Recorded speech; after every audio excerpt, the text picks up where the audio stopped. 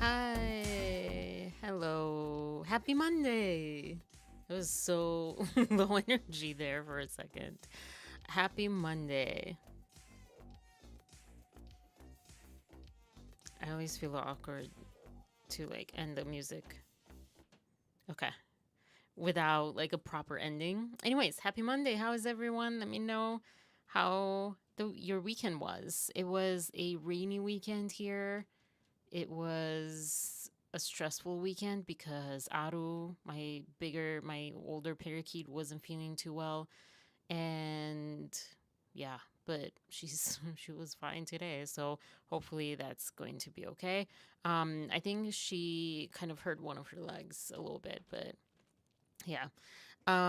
If you hear the people upstairs, because two of them walk very heavily, sorry. I have hi Arnaldo, hi Maria. I have oh, I'm so excited about today. I'm so excited about today. Um I have unfortunately I'm like waiting on one of the stories or so, but I kind of dressed up today, kind of went with the Met Gala. I don't watch it. Hi, Anha. I don't usually watch it, but tonight I watched it, or I started watching it because I'm in love with the show Étoile. I'm so in love with it, and they film it at the Met. They, it's a film. It's a show also with the idea of saving the arts, both externally and internally, like in the show, and then also the creator part of it and the interviews that they do, they talk about that too. And so I was inspired, and for the first time, not only did I watch the Met Gala red carpet literally for the first time ever, but also I got some like FOMO, some fear of missing out. Not really fear, just frustration of missing out. So yeah, I'm not gonna talk too much about that. It is on there, but yeah, I don't know, we'll see. I was waiting to see, wait, hold on. I was waiting to see if any of them will be on the on the carpet, and they said that they would be. Google said they would be, but then I mean, right now, I don't even know. I don't know how this works. I don't know how this works. I don't even have a high, um, what do you call it? High expectancy, not expectancy, high hopes. Why am I making everything so hard? I don't even have high hopes that, you know, they will be covered if they even show up, but probably they won't show up. But it would be so weird. It's so weird, the idea. Maybe next year, but the idea that their show is about the Met and about the arts, and they're not there. So, anyways, very pretty. I'm going to get ready to real quick today. Okay. Any ice cream? What are we doing today, Maria? Oh boy. Okay, hold on. That wasn't as grateful. Um, but yeah, I was also like over. This is a girly moment. I was over the weekend. I clicked on a video that said how to do your eyeliner based on your eye shape. And Blake Lively's eyes was definitely one of the examples of, I think, hooded eyes. I never even noticed.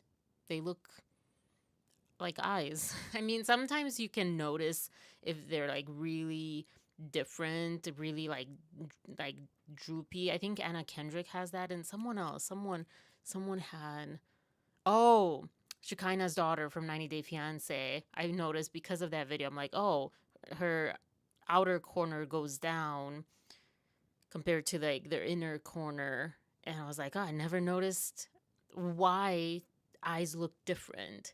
I just noticed, oh, she looks different. Sometimes, they look weird. Like, I feel like the droopy eyes look kind of strange to me. So, yeah. Um, Fancier pajamas. I love that. I want to get some silk pajamas, which sound like super fancy. I don't know if that's what you have, Maria, or if that's even a joke. Not satin, but silk. I don't do satin because it's plastic, and I'm trying to avoid plastic. We're apparently having a lot of plastic in our found in our brains through like our nose. So that's not like conspiracy. That's actual news that was floating around that they also said, "Oh, but nothing to worry about." I'm like, that sounds like something to worry about. That we have a bunch of plastic, microplastics in our brain because of like that we inhale. It's plastics. I mean, it's not been like that long that this happened. So, anyways, but yeah, silk pajamas, goals. But that sounds like super rich and fancy. They are expensive. Silk is expensive. For my hair and my skin, I was trying to get silk pillowcases and I got one during the pandemic. It was like, I think I got a cheap one. I was like, "Oh, I'll risk it, whatever." But yeah, it's so expensive. Didn't also notice that much of a difference, except my jersey cotton pillowcase that definitely irritates my face. That definitely like absorbs all the moisture and irritates my face and probably my hair too. Uh, ooh, awesome! I love that. That's awesome. Any fancy prints or color? All right. So I'm gonna do a little something kind of tiny bit different this morning, tonight. I'm going to list the topics that I have on board. I don't know what I'm saying. Um, yeah, on the board on my workflowy. I need to get a. I use workflowy so much. I need to get a affiliate link. Not that. I mean, I know you guys. I think was it you, Maria, or the other Maria bought the like brush, the wet brush. This is. I have the pink one. I really want the blue one. Um, and yeah, but like as far as ground news and I got Coco Kind. I don't know. I just get them. Who knows? Who knows who will stumble over my videos or this and suddenly like go, "Oh, I wonder," and like, "Oh, I use that. Let me use her." I don't know. So I definitely need like La Roche Posay because I realize that I am using a lot of their product or like mainly their products. And then whatever I just said. Oh, workflowy. Workflowy is awesome for like to-do lists. Okay. Christmas gift cards. Oh, that's cool. Um for replay gang or whatever. I mean, Paul Fike apparently called us a gang, so all right. But for the replay, people drop a dolphin in the comments. Sounds so weird. Drop a dolphin. I don't know. Anyways, I'm saying that. I don't know if that's a. I feel like that's a cool YouTube kids. That's what they say. Okay, so I will start with like just general little tidbits, personal updates, personal, just like starters. I literally have the headline called starters, like appetizers. And then going to go pretty fast through general news, like world news, because there's two stories at least today that caught my attention that I was like, I really want to talk about this. And I have some from last times that I didn't get to, so I was like, I'll just like zoom fast through it. Um, and then Katy Perry, I don't even remember what I have from Friday. I also, because I already talked about her in last Monday, was it last Monday? And I have some updates on that. Because I watched her whole concert in Mexico, whatever. It just came out in Mexico. I'm like, whoa, don't try so hard, Arena. Um, Internally, I really want to pronounce things like croissant. I want it to pronounce it like its real original pronunciation, Mexico. Like if I can and if I know it, I would rather do that. But there is this thing that people think you're pretentious if you do that.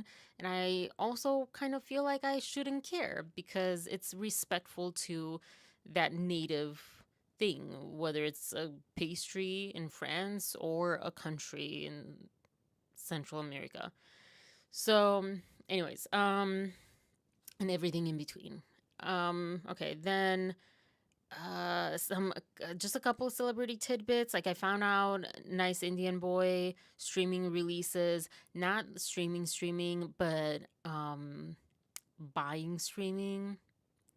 I was just talking with I got a massage today and I was just talking to my massage therapist. I think he was the only person I talked to today, so it has to be him.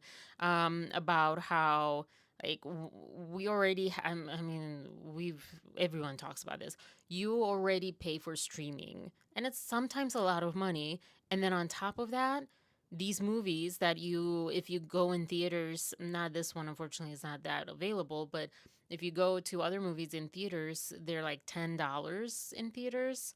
Me like if you just go simple, basic theater ticket, not like fancy IMAX or whatever.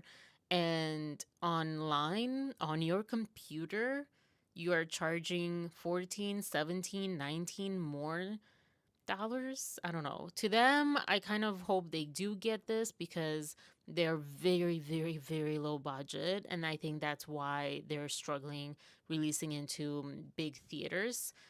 It might be a combination with the Blake Lively thing. I don't know. But hi Lex, welcome. Did I see you here before? I don't know. You kind of look familiar, but not sure. Like your name. Um, and then yeah, so a Nice Indian Boy, and then uh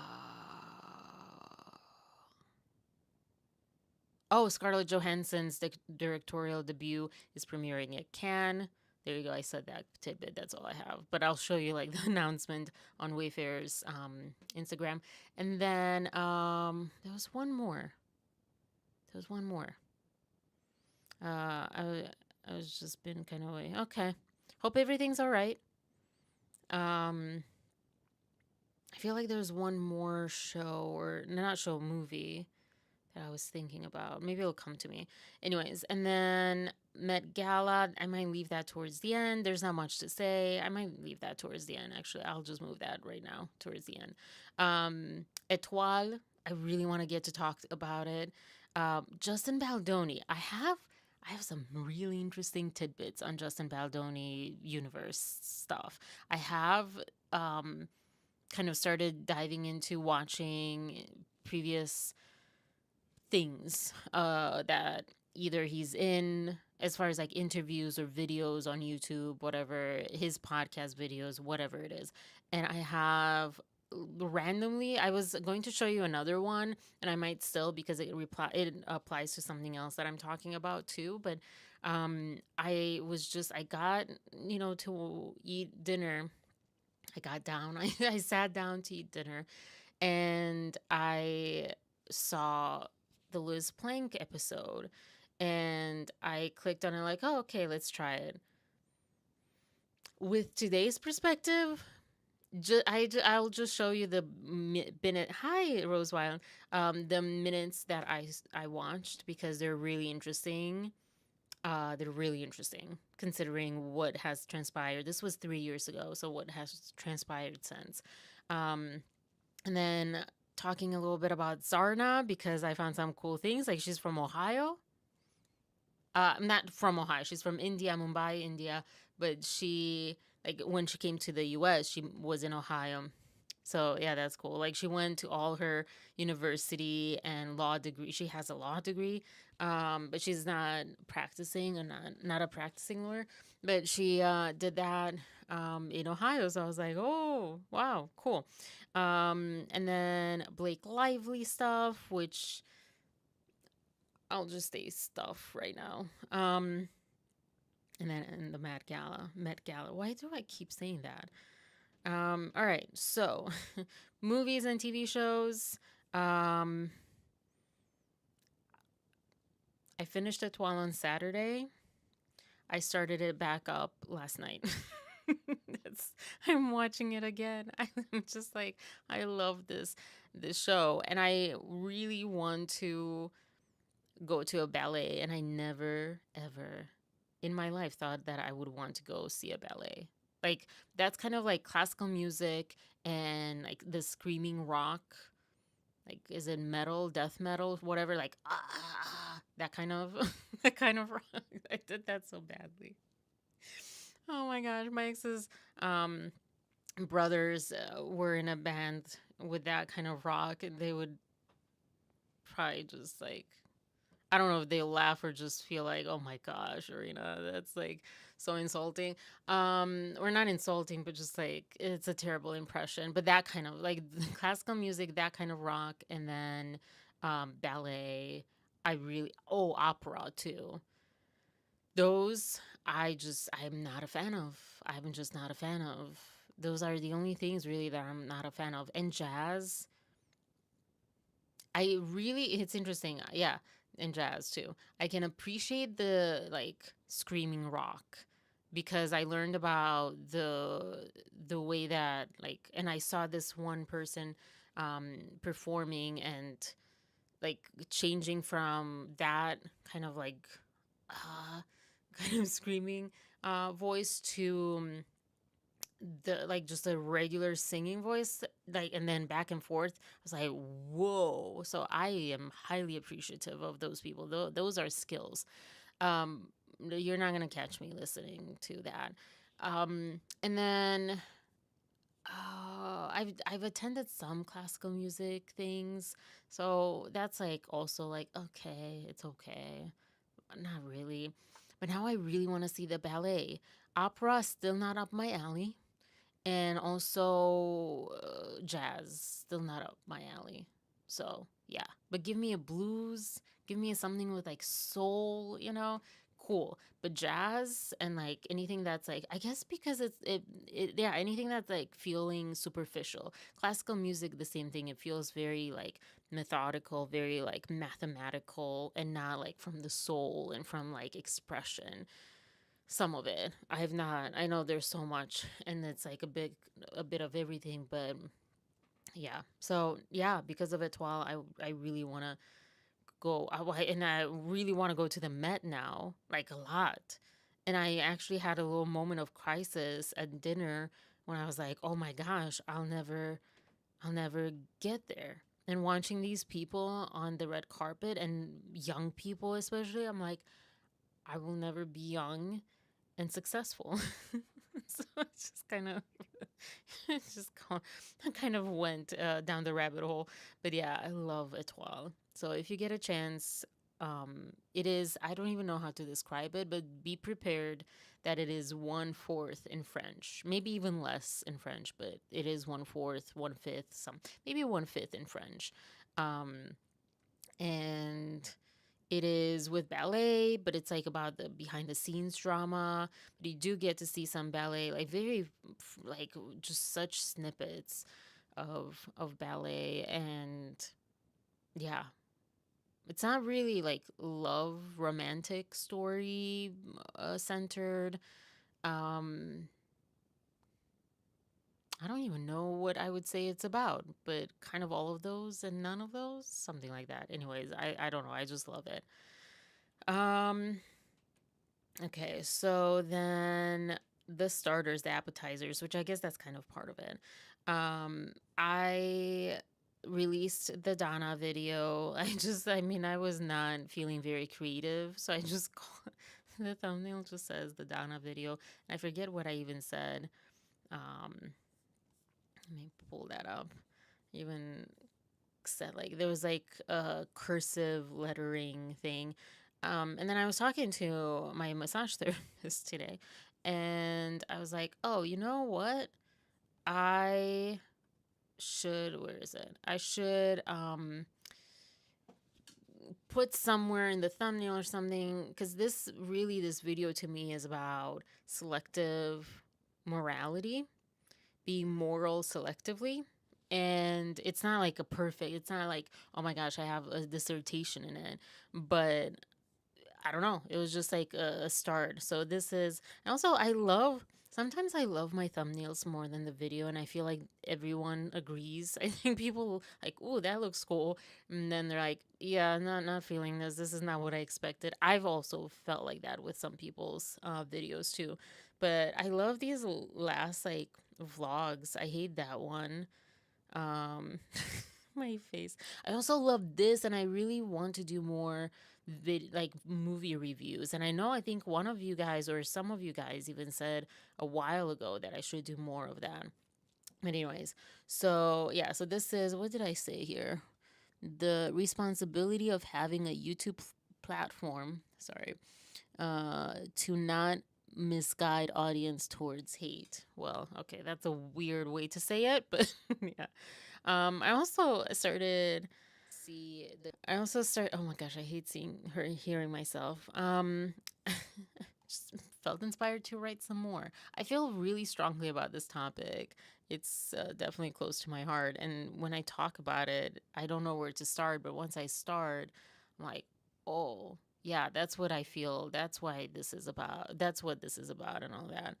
But yeah, I shocked my massage therapist too, because I even shocked myself because I forgot about this.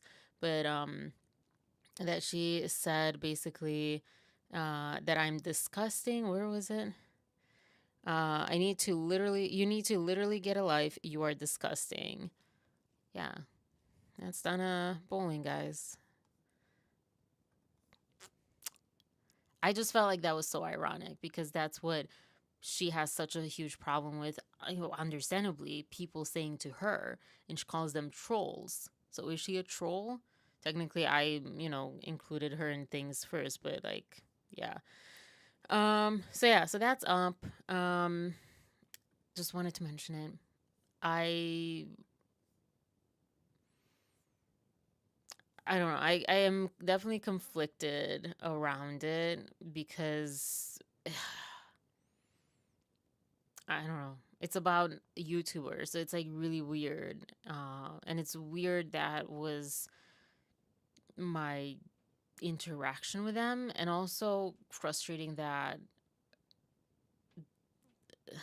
I don't think they changed. I don't think they're changing. And things are getting so bad. And I saw Marsha Cross from Desperate Housewives. She and Everwood, she and others, has a huge. She's getting really fed up with this. So many people are fed up with this, the Palestinian-Israel conflict, and it is really. I saw this one video online with a doctor returning from that region saying he feels, was it guilty or something, just very odd. It was very just like jarring how different life is just a plane ride away, or a few plane rides. I don't know how many he took, but um and like that's happening. I don't want to say like keywords necessarily, like sides, Genos. I don't I broke that up weirdly, but I don't want to say that word. I don't know if I get, booted off from the video being promoted. Not that it matters that much, but like that's happening. And one piece of news that I was like really eager to share is this world is going crazy. It's just going crazy in front of our eyes. So many of us are not doing anything, because maybe we're scared. I fall into that category. Selfishly, we want self-preservation is a big thing, so we want to keep ourselves safe, our families safe. Um, One, two, because we don't know how. And that's like a big reason why we are where we are, I feel like, because we're kind of dismantled as a community, and that's a better word than what we were using earlier. And so like um we don't know, like for example, protests and stuff. Even if I wanted to, and I don't know where I stand with wanting to attend one, but I couldn't because I don't know when these happen. I saw one like a few hours later or something, and I was like, how do these people know? So there's like a huge disconnection. And so even if you want to help and you're courageous enough to help, you might not even know how. And then there's like information, misinformation. This is why like the thing with Donna Bowling is like just really kind of frustrating because it's really misguiding people towards hate, but also misinforming people because it's making it very one sided, very selective morally, and selective empathy, selective justice, and so forth. There was this one other person that was on Instagram that I found like everyone talks about October 7th now, but like what about was it the Irish group maybe? And talking talk about the screaming rock. Um they're like, yeah, they're doing it. What is it? Why don't the internet don't explode on me. um I don't know, Macklemore, like yeah, he was afraid to speak up because he was afraid to be called anti Semitic. I don't know. Sometimes I'm like, I just give up. I'll just use the words because, like freedom of speech, supposedly, we have so far. Um, but yeah, and they're important concepts. It's not like I'm using hate speech or whatever right now. Um, and he just kind of got fed up and said it pushed him over the edge. What's happening pushed him over the edge of like, I'd rather speak up and be called that wrongfully than continue to be in silence and watch this happen. And um, he's like, October 7th gets the highlight, but what about October 6th and 5th and so forth, and the history? And I mean, it's just a complicated history, and people say that all the time because it is. And I even said that, I think, in this video, like, who started it kind of depends on which part of history you pick to go to. And yeah, and also I thought about this earlier. Um, j- just because you're pro Palestinian doesn't mean you're pro Hamas, and just because you're pro the Jewish people doesn't mean you're pro Israel, and just because you're against Israel doesn't mean you're against the Jewish people, and so forth. So, um, I think like we need to like get that right because there's a lot of misinformation on that, and Jewish people, Jewish voices are so valuable in kind of making that difference, especially kind of clarifying that. To me, it made a difference because when it all started, I really was just, I don't know where to go with this, it doesn't feel right, but maybe I'm wrong, and so educate yourself. That's what I wish Donna would do, like educate yourself. Don't just sit there in your own bias and understandably like in hurt and in pain and stuff, but don't just like accept that, like do the work. Anyways, so I guess I kind of talked about that. And then yeah, so instead of Katy Perry, I'll do Katy Perry, but since I'm talking about this, I'll just move up. I always do this. I'll just do general news. Oh, I think I did have general news first, but yeah. Okay. So let me, which one? I think it's this one. Okay. Lady Gaga had a concert, and sorry for the weird layout of this. All right. And there were attacks planned on a free concert. Excuse me. I don't really know what to say about this. Sometimes I just want to share news with you guys because it's stuff that I kind of like. I don't mean necessarily all the time like a deep dive, although it's helpful. But sometimes I would really like to just kind of know tidbits, at least, you know. But yeah, I they say here that the group planned the attack had been spreading hate speech mainly against children, adolescents, and LGBTQ plus community. What the heck? Against children and adolescents? I've never heard that. It's ridiculous. It's terrible. It's horrible, but it also sounds so ridiculous. It's like, yeah, they hate adults. They just hate adults.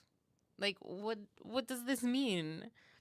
Hate speech mainly against children and adolescents. I understand, LGBTQ plus community and this community and that community, but like young humans, what the heck? I in my mind, thinking that it's probably because they're more progressive and stuff. But yeah, it's a weird way to phrase it, at least. The person responsible for the plan and the teenager were arrested. But they hate adolescents, so why was a teenager arrested? Anyways, so yeah. Um this is like also just great that they caught it. It's kind of amazing. It's scary. And Ariana Grande went through that. I think wasn't it Taylor Swift also like had a threat or something happened. Like it's scary. It's sad. It's sad. I was just watching though Lady Gaga, early Lady Gaga in Russia, talking about LGBTQ plus rights and things, and she's like, you know, arrest me, and I was like, I don't think you know what that means in that country, but also like she was so young. I think she was 23 or something. I was like, this is the age, you know, where you are fearless enough to make a change and to stand up to causes that need people to stand up for. And yeah, so yeah, it's crazy. Oopsie. Sorry. Oh my gosh. Just gave up on that. So this happened also.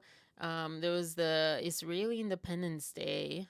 And then I guess ultra Orthodox Jews, especially Jews that were there, like before.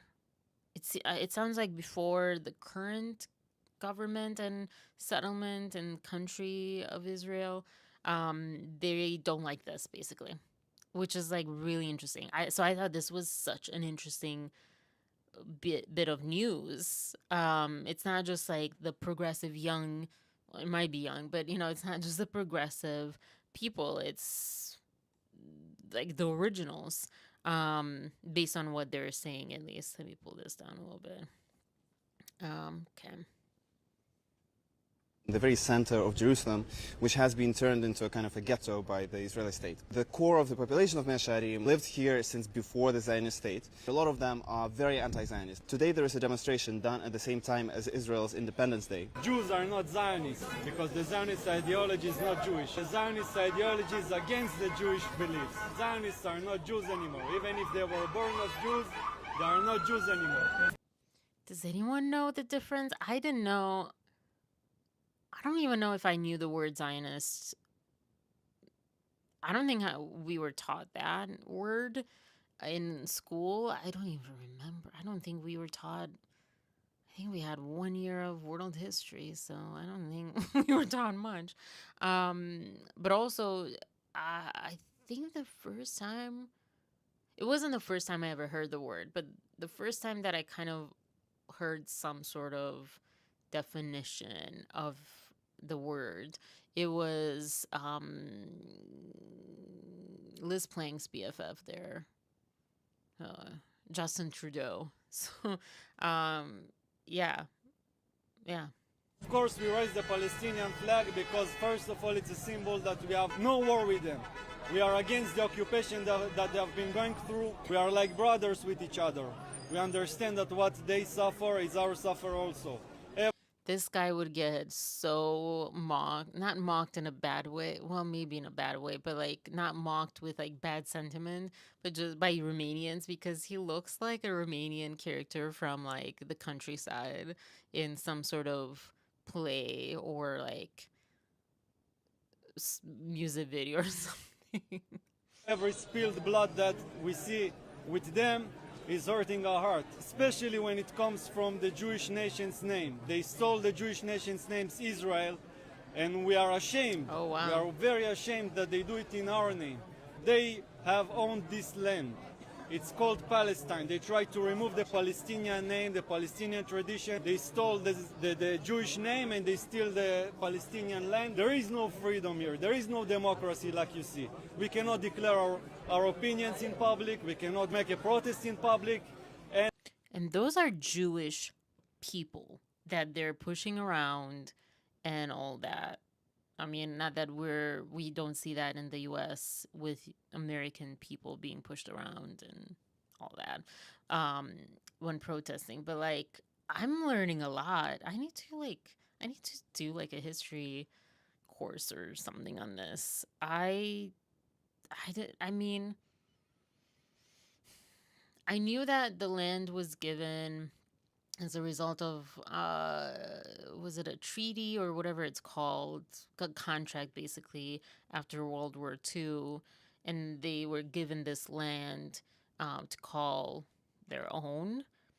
I Which I thought was odd, and some people said, well, that's because that was originally where they were from.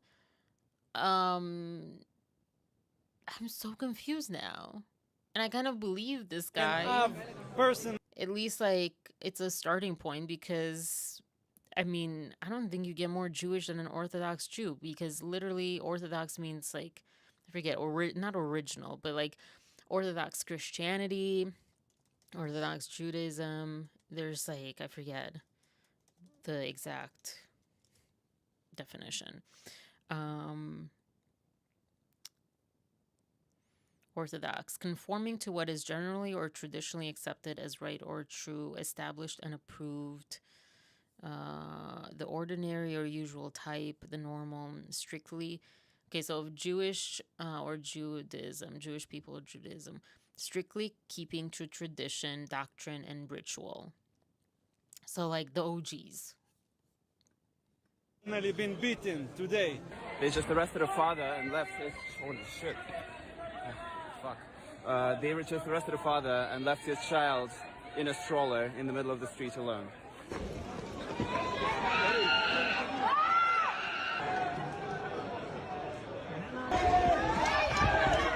Again, these are freaking Jewish people.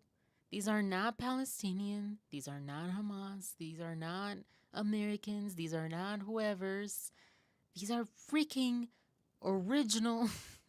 I don't know why I'm like in such a weird mood today. But yeah, like the original, it just sounds really weird. Jewish people. This is where you know you're doing something wrong, is when even your own people are, not for what you're doing, and they're telling you so.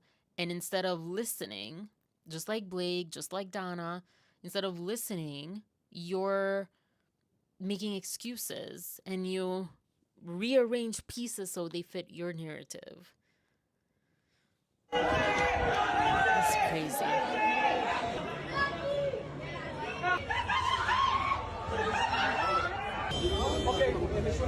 We want the Palestinians to gain back their lands, because we are not thieves. We don't want anything to take out from them. We want them to live peacefully and with freedom, with complete freedom. No apartheid. No apartheid state. We don't want it. Yeah.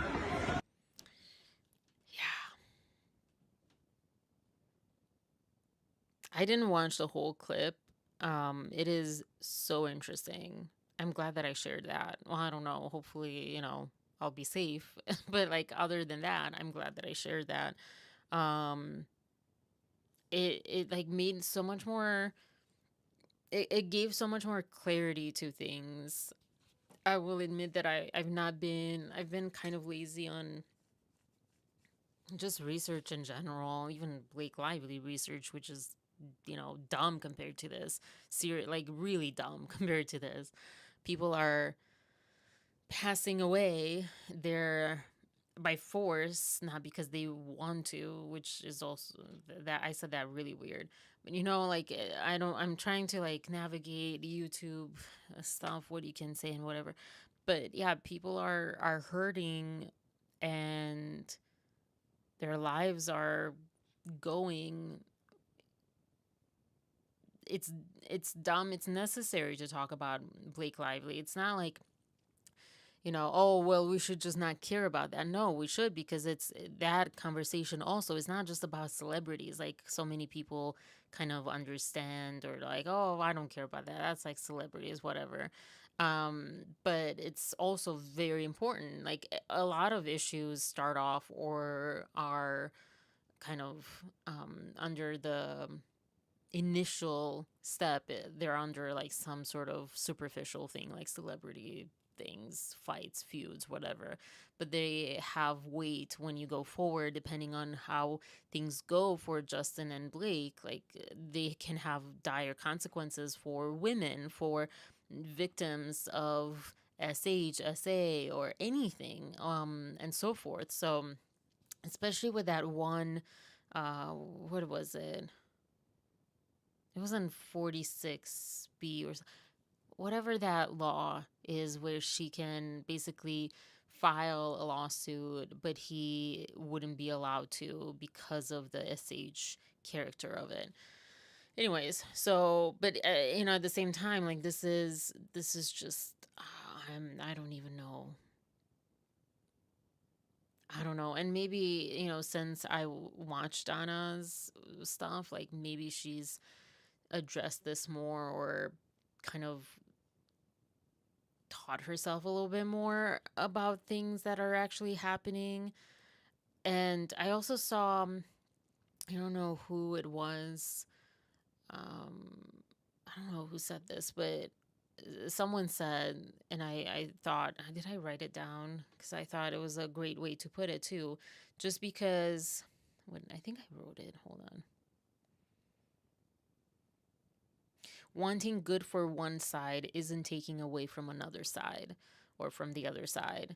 And I think that's like what's important to kind of continuously remind ourselves, that just because we want what's good for the Palestinian people doesn't mean we don't want good for the Israeli people. Um, yeah, I don't even know why that is so hard of a concept to know or operate as a baseline from.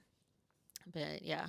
Um all right, because also, like, as that guy said, like, it's not just the Palestinians that don't have a voice. Even they don't have a voice.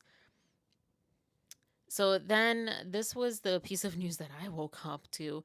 Israel approves plan to seize all of Gaza and hold it indefinitely, officials say.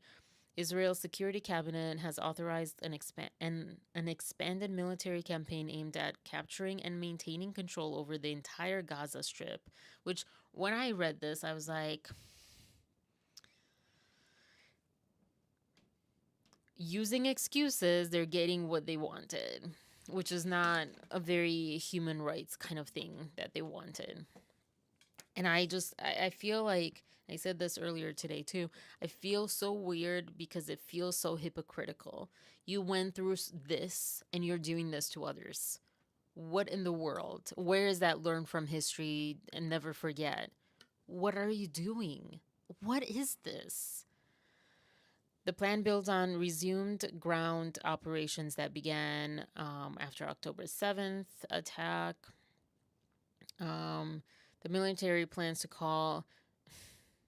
Sorry, I just saw the numbers. I'm like, okay, they're kind of not comparing to the current numbers of Palestinians. But yeah, the military, as far as we know, who knows really, the military plans to call up a large number of reservists and relocate Gaza's residents to the southern part of the enclave while continuing to enforce a blockade that limits humanitarian aid.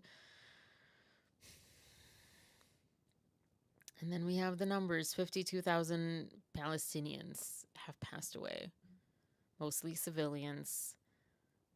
And there's no humanitarian aid allowed. There was a ship that was attacked over the weekend, or later last week or something, that was in international waters in the Mediterranean, not even close, but they were coming to provide relief or humanitarian relief of some sort to Gaza, and that was stopped. So it's like, oh, this is just so gross. I don't know.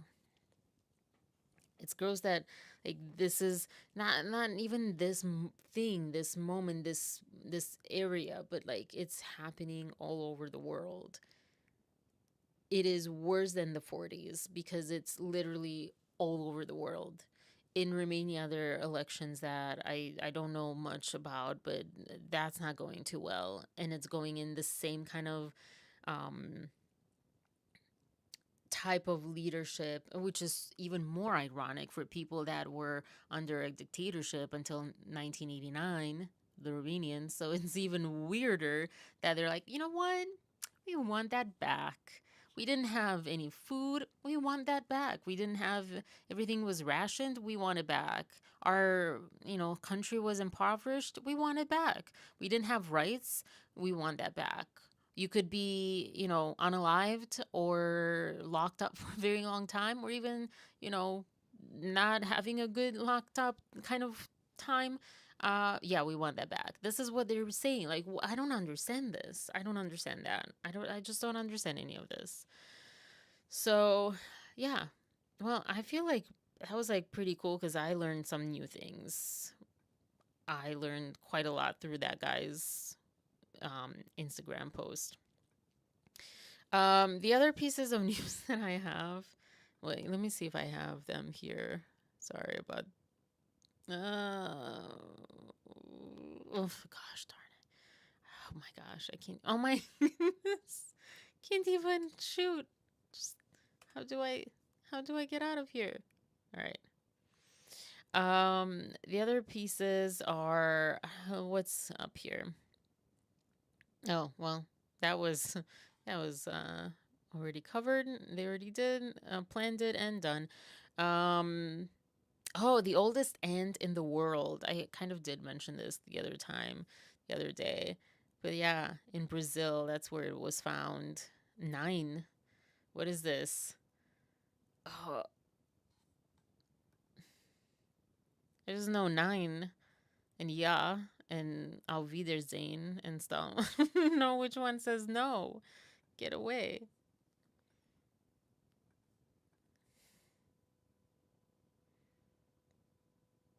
I don't know. All right. Well, what the heck? Let's see if this one has it. I don't think they have a picture. Do they have a picture? No. I mean, that's not a good picture, but that's a cute little snake. Human antibodies drive breakthrough in broad spectrum snake antivenom. Huh. Huh. That's cool. It's kind of like video games. We'll have, what was it? I don't know. In Red Dead Redemption, there's like a snake, not potion, snake something. When you meet some random character that yeah got bit by a snake, and you give them this. I forget what it's called though. But yeah, that's cool. That's interesting. 18th century Austrian mummy identified and preserved by rare embalming technique. So random. Can kissing pass gluten?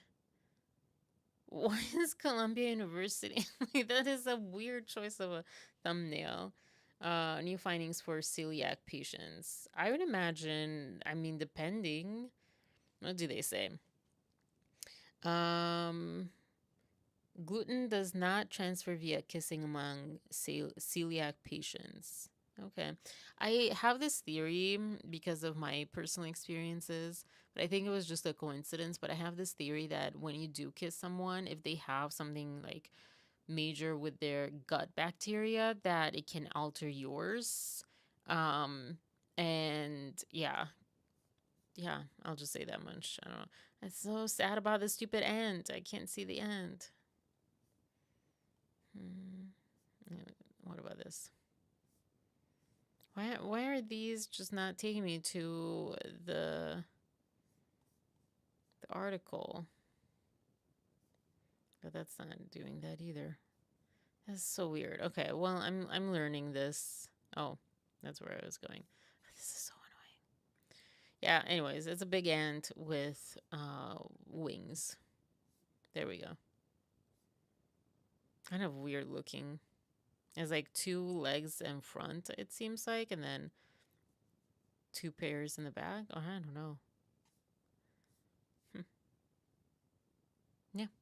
So there's some random news. And then what is this? Oh, that's the ant fossil. Oh, the thunder. U.S. to offer Saudi Arabia $100 billion in weapons deal. But it's like a purchase, not a like a donation. I don't know. Um, that's literally all I have for you is the title. This is the type of news you don't want, like the soundbite kind of news. Um, Prepares a large arms package for them before. Oh, he's visiting in May. Okay. Here, I brought you some weapons. This potential offer follows President Biden's unsuccessful attempt to finalize a defense pact with Riyadh. We had a we know someone who was in Riyadh and always spoke like really nicely about Riyadh. Like it's really beautiful. Major U.S. defense contractors are expected to supply advanced weapons systems for this package. I don't know that humanity is lasting the next 4 years, honestly. I don't we might go into, if you haven't seen Paradise, maybe it's time you watch it just so you can prepare. Do all the preparations for like doomsday, honestly, at this rate. Like, all right. Then there was a blackout, massive blackout in Spain and Portugal. And I saw a lot of videos and pictures on Instagram of people like talking and hanging out in the park. I'm like, this is kind of what it looks like usually, but okay. Like in Europe, you do see that a lot. People are in the park reading a book, whatever.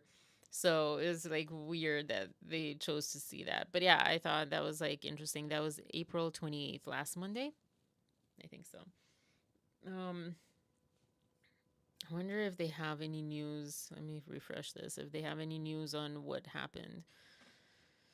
Uh, oh, and parts of France. The blackout began around midday due to extreme temperature variations, causing oscillations in 400 kilowatts, or I'm guessing that's kilowatts. No, it's kilovolt voltage. What? High voltage lines, which disrupted synchronization across the European power network. The outage halted airports, subways, traffic lights, phone lines, and major events like Madrid Open tennis tournament. That's like everything. That's pretty crazy, isn't it? That's pretty crazy. Almost 50% of this power supply has now been restored. Blah blah blah. Wow, that's like really, because that's not from high temperatures, but from temperature variations that caused oscillations, like the up and down, and it just disrupted the system. That's pretty interesting. Power went out massively in Spain, Portugal, and parts of France, which I love how they didn't include that in the title. Um, yeah. What the heck? While Europe risks being in the dark, Ursula, where's your comma? Ursula thinks only to have more cannons. What in the world is this? I don't know. We'll move on from that. So weird. Limond, no cookies. Reject all cookies. Thank you. Um, yeah. So that's kind of that. Hmm. That's interesting. I don't know. I love graphs. I love data. Oh, I was thinking of that, Maria. I was thinking of that exactly today, like with how the world is going. I was like, I think we should have installed like all solar panels on the roof, like the whole roof, and just operate off the grid and kind of, but not. I don't know how that works. I don't know if you are still. Are you still like responsible to pay someone for energy, or do you like, how does that work? Do you pay just like on the solar panels? I don't know. So that's more of the Spain. Nike faces backlash for never again slogan at London Marathon. Um, Nike's advertisement with the slogan never again during the London Marathon drew criticism for its insensitivity towards Holocaust remembrance as it coincided with Yom HaShoah. I don't know how to pronounce that, sorry.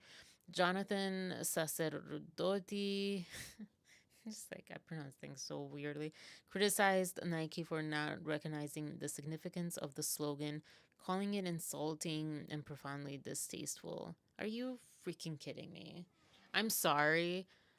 This is this this is almost like a copyright argument. Never again. There are two words. It's kind of like Nike's just do it, and anyone who uses just do it, Nike's saying, you're disrespecting us. We copyrighted that phrase. Like, that's too much. That's way too much. Because I think they were talking about, um, didn't the marathon, is it the Boston Marathon bombing, or did something happen with London Marathon specifically? Um, iconic sports shoe brands advertising saying never again until next year were displayed on billboards. I thought it was like regarding that bombing. Um,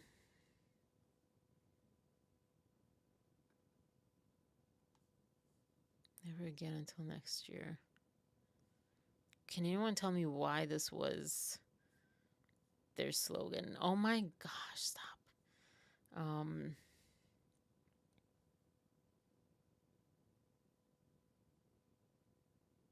just a series of phrases Nike's campaign to convey the pain and yet the sense of reward of running. Okay.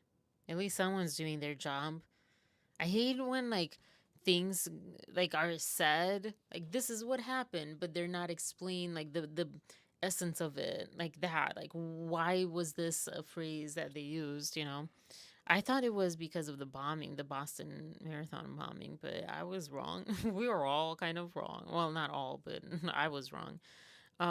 Interesting. Yeah, I guess that's a little distasteful. That's cuz yeah, if it's not, I don't think it's like they can't use it. I think that's too much. You need to work on yourself. Go get therapy. But I know that's like kind of insensitive to say, but it's really not. Like go get therapy is actually very sensitive. Like I think that's a lot of trauma that you're not dealing with, and or you're just kind of using that egotistically too. Some people do that, like, oh, I have, something to like have a bone. I have like a bone to pick with something because I just feel like it. I don't know. But making it sound a certain way that people can't come against you because you're like, well, because you associate with something that's very heavy, like this. So I don't know where he was coming from, but yeah, I don't know. I could see both sides. It's a weird convoluted way to think about it, Nike. That's what I'll give it. I'll give whoever, whatever side. Like that's a that's a really weird. And other slogans in the ad campaign included "Hate every minute, love every mile." That's a good one. That's like the best one. "Running London is hell, but I love every second."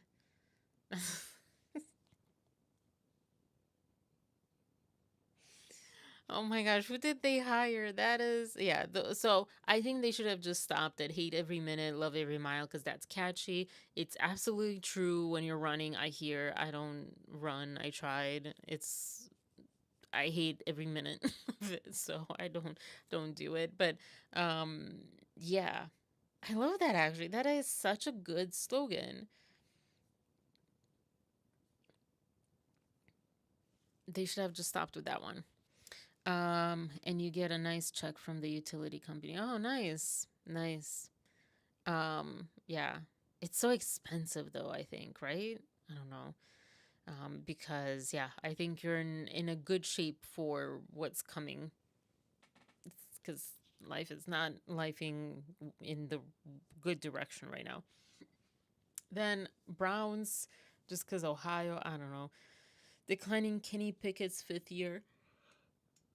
I don't even know why I included this. Sorry for the yawn. I don't know why I included this. Maybe I put it in my notes.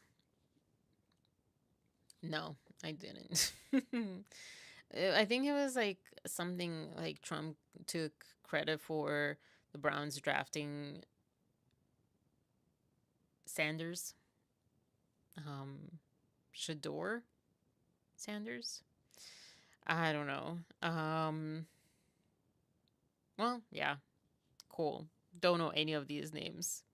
Sorry to bother you with that piece of news. That was just random, and I didn't even have a good reason. Oh, and then there was, I don't have this. This was from a while ago when the Pope passed away, and I screenshotted. I didn't screenshot. I screenshotted some article that screenshotted this. Marjorie Taylor Greene tweeted on April 21st. Today, there were major shifts in global leadership. Evil is being defeated by the hand of God.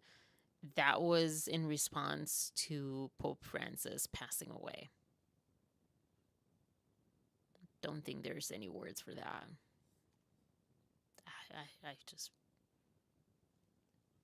blows my mind.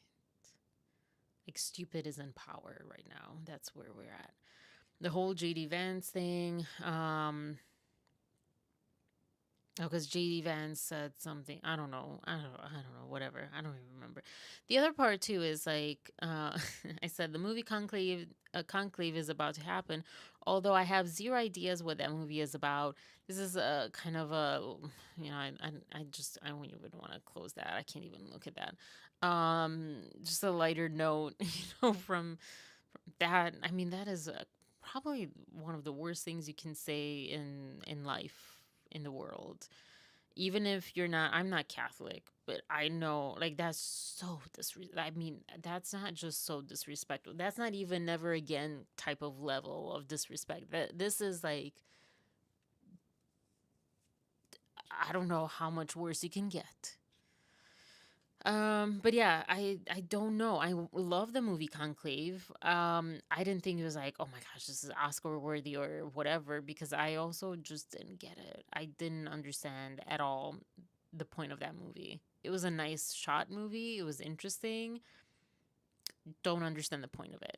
But yeah, that's, I guess, right. Is it already happening? Are they conclaving? Are they figuring out the next pope? I don't know. Harvard suing Trump. That was like a while ago. What is this? Oh. I think this was I think it was on Dave Neal's that I found this, and I wanted to share. If you watched it already, you saw it already. Front page of the New York Times, Secretary of Defense Pete Hegseth back in the news about staffers had to be dismissed, and a second signal chat that took place. Where's the president stand on this? The president stands strongly behind Secretary Hegseth, who is doing a phenomenal job leading the Pentagon. And this is what happens when the entire Pentagon is working against you and working against the monumental change that you are trying to implement. Secretary Hegseth was nominated for this position because he is standing up for the war fighter, the men and women in uniform who are putting their lives on the line to protect our country and our homeland. And which is so opposite. Unfortunately, there have been people at that building who don't like the change the secretary is trying to bring, so they are leaking and they are lying to the mainstream media. We've seen this game played before. The secretary is doing a tremendous job, and the president stands strongly behind. It's so like funny and yet so it's funny in that kind of doomy way, you know? It's like, oh my gosh, we're in so much trouble.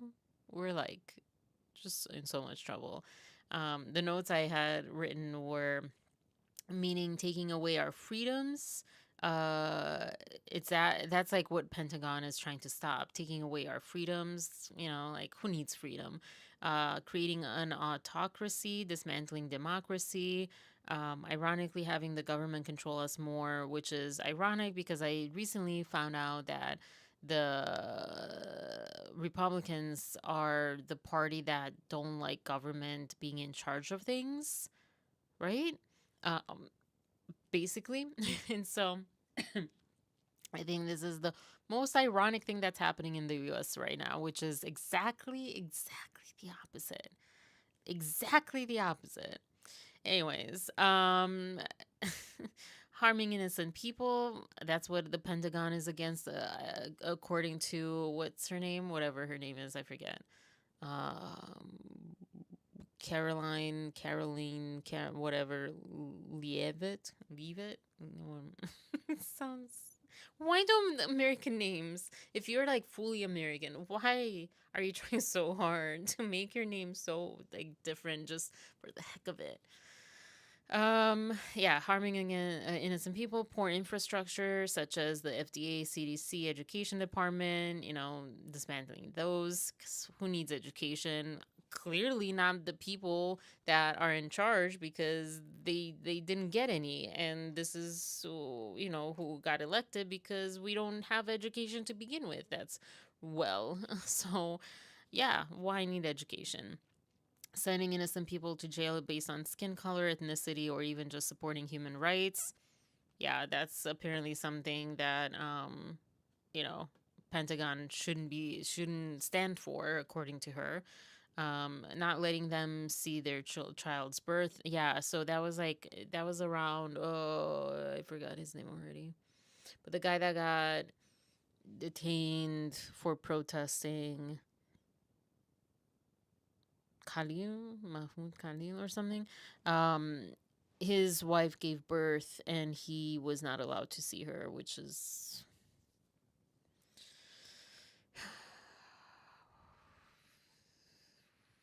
I don't even know.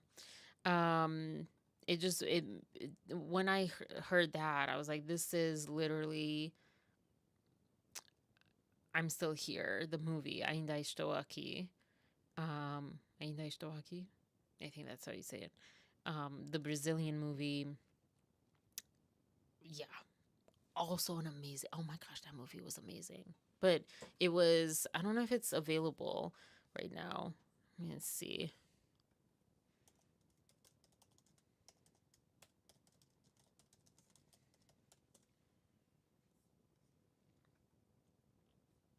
Okay, it's all just like buying. Why can't you just freaking okay, whatever. So yeah, but it's only $5.99. That's not too bad. It is really good. I'd say it's worth it. I don't know, but it's really good. So that's what it's giving me, literally. Yeah. Apparently she's saying that they should not stand in the way of making America poor again, and the rich getting richer, which is, I know, such a rhetoric we're so tired of, but it's what's happening. At least the poor, that's happening. Nothing getting back down. Like I just saw again on Dave Neal's. I just saw Trump saying that the grocery prices have not been lower in a long time. It's like you're not seeing what you're seeing. No, you're. Let me tell you what you're seeing. Yes, you're seeing, you know, whatever for eggs. I don't even know. I think I paid $5.99 for eggs, which is not that much, I guess, to other people. But yeah, you're not seeing $5.99. It's really $2.99. It's just like a weird two, you know. That's kind of what he's saying. What? And again, it's just like scary because people are not realizing what this means. Yeah. uh, Trickle down economy, maybe literally crumbling down. or like getting in crumbs, not really coming back down to us, just like giving us crumbs, making America sick again. Yeah, I said this is just insane. Never gets less insane that we're all allowing our rights to be taken away and allow manipulation. I want to understand why. Why do people support these clear infringement of human rights and freedoms, and of making America worse? Literally, that this is what's happening. America's already worse than in a very long time, if maybe ever in a way. And then she, I guess I don't even remember this. She said they are leaking, they are lying to the mainstream media. We've seen this game played before, and I said, "By you." Hi, April, welcome. He said gas prices are 190 something. Where? Where? In Alaska? I'm sorry, that's just hold on. I need to look that up because that's where. I live in a place in Ohio. It's not very high usually. It's like lower.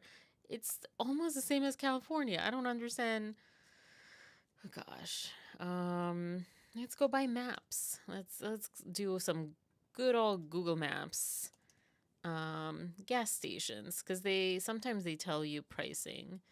Let's zoom out to the whole of the US.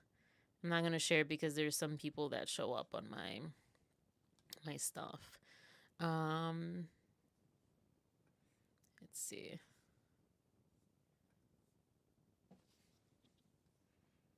Where could it be? Okay, it's not really letting me very well do that. I'm gonna go with like rural areas because maybe there it's like 306 in Virginia-ish area, 290 in like deeper. 290. Well, that's nice.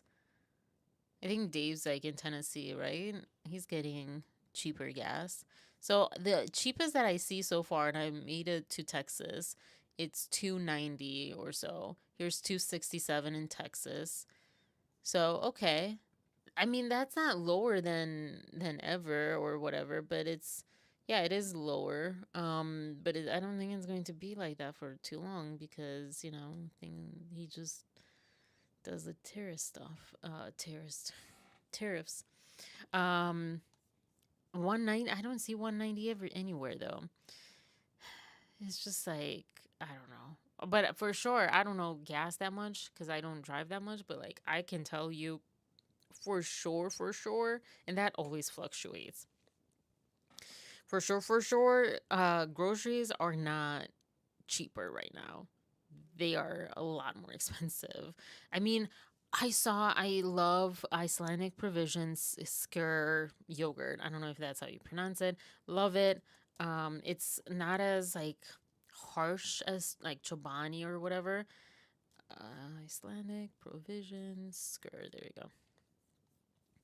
And it's $8.99. One little yogurt package thing is $8.99 at Whole Foods.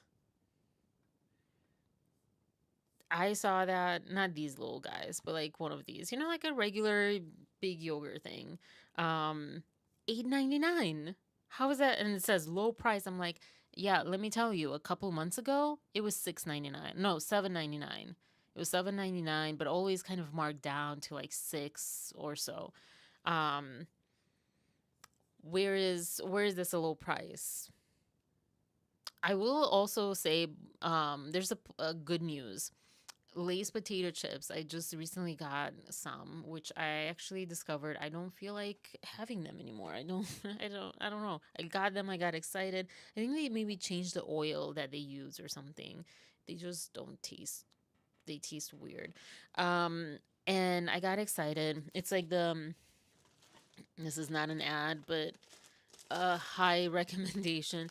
It's the wavy low sodium because the regular sodium, I don't know how people eat those. It burns my mouth. The sodium, I mean, literally salt burns. Like you put it and melts. ice and stuff, and it is like it can burn. Yeah, but anyway, sidetracked.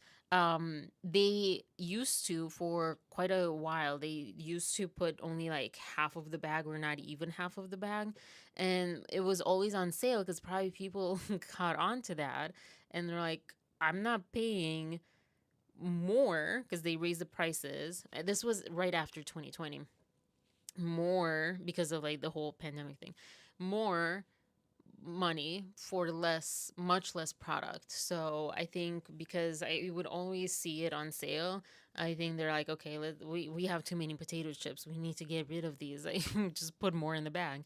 That's my take on it. But yeah, all right, we'll see, by like, I'll give it until August. Let's see by August where the low prices will be. And then that's kind of it. Yeah, that's it. Caught up on the news. Moving on to like better and funner things. Uh Happy belated birthday. Wait, whose birthday was it? Like, sorry, I'm I'm just looking at that. Um I mean, mine was like quite a few months ago, but thank you if that's for me. Um what happened? I don't know. All right, caught up. It was a bunch of highs, and April's here. Okay, all right. So good timing. We're going to get into, like I said, the more fun things. Um, nope, that's still that's still the yogurt. Okay, so oh my gosh, Katy Perry. I really want to talk about Étoile, but this is pretty fast. This is super fast, the Katy Perry stuff, because I already talked more in depth about it before. Um, this was so I ended up watching because I saw it's Keisha, her video on this, and it looked like Katy Perry's really unhinged. And if you just look at the clips, Andy just made a video or released a video today about it. If you just look at the clips, yeah, you would be worried about her. Do you feel like she's having like she needs someone to intervene? Um she's not great. She's not perfect. There's definitely questionable choices as far as choreography or movement choice or whatever, but it's not as bad. At least this one that I saw. And I don't really want to give it away because, I don't want to get this YouTuber in trouble, but um, this is in Monterrey, well, close, didn't quite get the R, Mexico, in on the 29th of April. So I don't know if those clips were from earlier on and some things got kind of taken care of in between, or sometimes people change things up. I don't know, but this is one of there are two really weird parts, and this is indeed one of the more weird parts. This is I Think I Kissed a Girl, which was so nostalgic when I heard it. Just hearing that same tune and stuff, it literally, I felt like I was in college again. That's when I heard it. That's how old I was.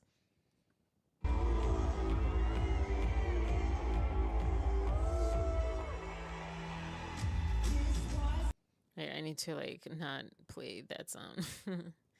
I do like, of course, ads. I do like the glitter, the like beta is in Romanian, like like when you put the thing on the trees, the Christmas trees that are like silver little strings, whatever you call that, in her hair. This is like, yeah, I don't get this choice. I made a bad joke about this in a second. Like that looked like geriatric breakdancing. Cause like women, I'm a like if I would be pregnant, I would have a geriatric pregnancy. What is wrong with my mouth? Um, yeah. So, but that's what it looked like to me. Um, so yeah, geriatric breakdancing. Um, so it's Keisha talked about how she doesn't like when dark haired people go blonde, but she's naturally blonde. And I was like, I need to double check because I remember this, but I'm not sure. And yeah, she is naturally blonde. Think I have, do I have, hold on, I think I have a picture of her, of little Katy Perry. Yep, I do. So this is her daughter. Hold on. This is Katy Perry. She's like, dark blonde, but she's blonde. She's not that's not brown hair. Um she looks the same. It's so weird. I don't know if I guess I look. Some people don't look like their baby pictures. Um, so yeah, I don't know. I felt like I needed to clarify that. She has to know this is bad. She has to. She's trolling, yeah. Well, and that's the thing that I was saying in my previous critique is that she's quirky. She's been quirky for a while. She has the eye glitching. Did I show you that last time? Probably I didn't. But yeah, she's kind of like that. Okie dokies having a hangout session. No, thank you. All right, let me see. Katy Perry eye glitch. So this is what that like fall makes me think of and stuff.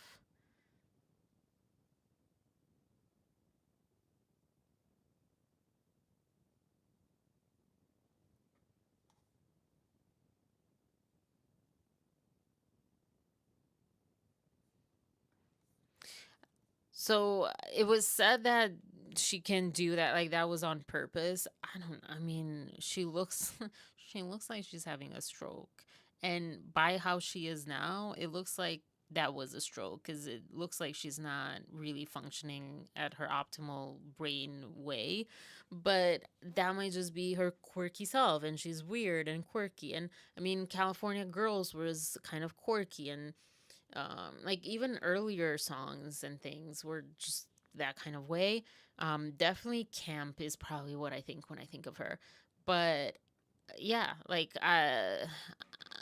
she Andy wrote read like her latest post about how like she did enough inner healing and stuff to not let this what people say bother her, blah blah blah. I don't know what's true, but I agree with Andy that, sometimes, yeah, that's true. But if everyone's kind of telling, if there's like such a huge mass of people telling you something's off about you, maybe it is a moment of like going inwards and figuring out why they're telling you that. Just because you do inner work to heal and accept yourself doesn't mean that you can't grow and learn and evolve. So, I don't really know. But maybe like you're saying too, like maybe she's trolling us. Maybe she's just doing this on purpose. I think in parts like it's just like her bad like robot dancing or whatever. That's like the main clip everyone's showing. I think that's just her. I don't think there's like I think that's just her. It's just not my style. I don't know. I will say that the concert idea though. Also, I might have a Katy Perry type of voice in a way because to me, especially live, Katy Perry, everyone's like, "Oh my gosh, she has an amazing voice." She always sounds like she's off, like not in tune, like she's off key or off. She's not singing the right notes. I don't know what to call it. She sings off key. Sings. She sounds bad. Um, and so yeah, especially live. So it might be the tone. There's this one music teacher, whatever, is a voice teacher that told me that I have an ugly tone type of voice. So like, even though I'm singing the right notes, it doesn't. It might not sound great to people because of the way that my voice sits. I also learned that I think part of that is like darker toned versus brighter toned, like more treble in your voice than like nasally or like just darker sound. I realized that singing the deep end shallows in the shallows by Lady Gaga and Bradley Cooper, and I realized that if I would like, she sings it in that higher type of tone, brighter tone, not higher, brighter. And that's where I was like, oh, maybe I'm just singing like with that dark undertone. Anyways, so maybe that's what she's doing, Katie. I don't really like her voice, which I guess maybe it's hypocritical because, yeah, I feel like I sound like that a lot of times. But her concert concept is pretty cool. There's this, if I can show you. Oh my gosh, you just suck. Come on. Okay. I think I'm learning. She starts off with this robotic narrator. I think that's really cool. And it's this video game concept, which Andy poked fun at, but I think it's really darn cool and interesting.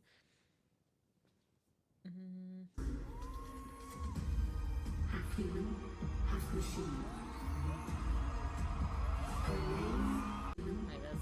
That's not the best part. You, dear player, have been chosen to free the butterflies and restore what was lost. Your journey begins now. Free the butterflies and return what was lost. I don't know. I don't see anything wrong with that part. So yeah, I think it's also cool that it's like a video game with levels and missions. I just think it's not, the concept is there, but the execution is not there. I think that it's not there. The cringiest part of that is, where is it? This one. It's the ET. The ET. Oh, I just showed you the person, whatever. Anyways, I tried. But this one, because this is really just terrible execution of a concept. Like, she's not even trying. They're not trying. What is that? That's like, I can. What was that? Like, I definitely can do better than that. Like, I don't know. Maybe and she looks in shape, so I don't think she's out of breath or out of shape. I don't know. Yeah. Anyways, the criticisms, though, as far as like hypocritical feminism, yeah, I don't even know why I put this here, in what part of the concert it was in a response to. I think it was it Part of Me? I think it was Part of Me when she was speaking. Was she speaking before that? They can never take this part of me away.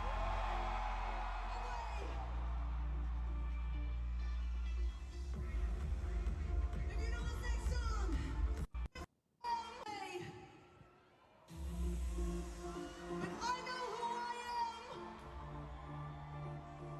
And they No, that's not it. That's kind of what she's saying in her thing. I don't know what it was, but I felt like there was this, like, again, this vengeful feminism part that kind of Blake Lively has, and Taylor Swift to an extent, but more Blake Lively. And then I thought it was kind of ironic because of the whole Dr. Luke thing, which I had to look up because I kind of knew kind of roughly what that was. But it was SA and battery, emotional abuse, drugging, and unfair business practices under their contract is what she filed in her lawsuit. And then some claims were dismissed. I don't know which ones. In 2020, a judge ruled Kesha defamed Dr. Luke by falsely stating he had raped her in a private text to Lady Gaga, which was a blow to her case. Interesting. Well, I'm very curious how this will play out with Blake Lively if this is like happening. Um, yeah, there was a movement. Both parties announced a settlement in June 2023. The terms were confidential. Yeah, I don't know. This would be interesting, honestly, like to dive deeper. I really don't know, but people are saying that's not great. I just feel like for me, I think it's like a woman's world. Maybe that was like when she was singing that song, or like maybe she had said something. Um, it just felt like. Let's see. Why does cooking for one feel like half?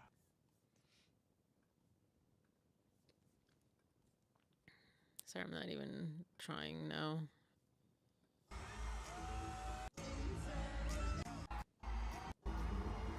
Okay, I don't know. Sorry. That's yeah. All right, moving on. Did not do my best homework. So then I listened to her album 1432 or whatever, and I think because of my past few years, I'm so eye rolly when it comes to like what is it, angel numbers or whatever she is saying. I don't know that I didn't get to, and I just feel like okay, that's pushing it. That I don't believe that exists. But yeah, so that's her album. I thought because of this whole watching this whole concert, I actually was really curious because this one song Nirvana was sounding really cool. So I looked up the album, listened to it on Spotify, and this is what I came up with. Loved Nirvana, All the Love, Crush, and Okay, which don't sound like anything, but they were like, whoa, I really like these. The songs that I didn't like, no, sorry, the songs that were like, I don't know about this were Gimme Gimme and Truth and No Tears for New Year's. They sounded like maybe I could like them if I gave them enough of a chance. I don't know. And then the rest of the album I hated. Lifetimes, Woman's World. Lifetimes is catchy. I'll give her that. But I remember listening to it. It just sucks. I don't know. Woman's World, Gorgeous, I'm His, He's Mine, Artificial, Wonder, I Woke Up, Has a Heart. These songs to me sounded amateurish or just bad. I don't know. They just didn't sound good. It just might be me. It might just be like the place I was in when I was listening to them, I don't know. Um, but yeah, so that's the album, My Things. That's some serious thunder. Um, Wide Awake took me back, and I was like, whoa, this kind of like is resounding with me. This is, I don't know. Mm, I can relate to it. Pearl, also, there were times when I was like, oh my gosh, this is so me. E.T., I said maybe doing it at the beginning of the show. She looks out of breath, out of stamina, or just overshot, overambitious on the choreography. Yeah. Part of me, I said, oh, I forgot the lyrics. They are so good. Rise is one of my all-time Katy Perry songs, favorite songs. I don't think it got much publicity because it's not like a pop song or whatever, but I love it. If you don't know it, I would actually highly recommend it. It is a beautiful song, very inspirational. Definitely a song when you're like really down and really like burned out or whatever, and you have no stamina to get up and keep going and trying and again and whatever. It is always on my inspirational type playlists. Always, it's one of the first songs that I think of.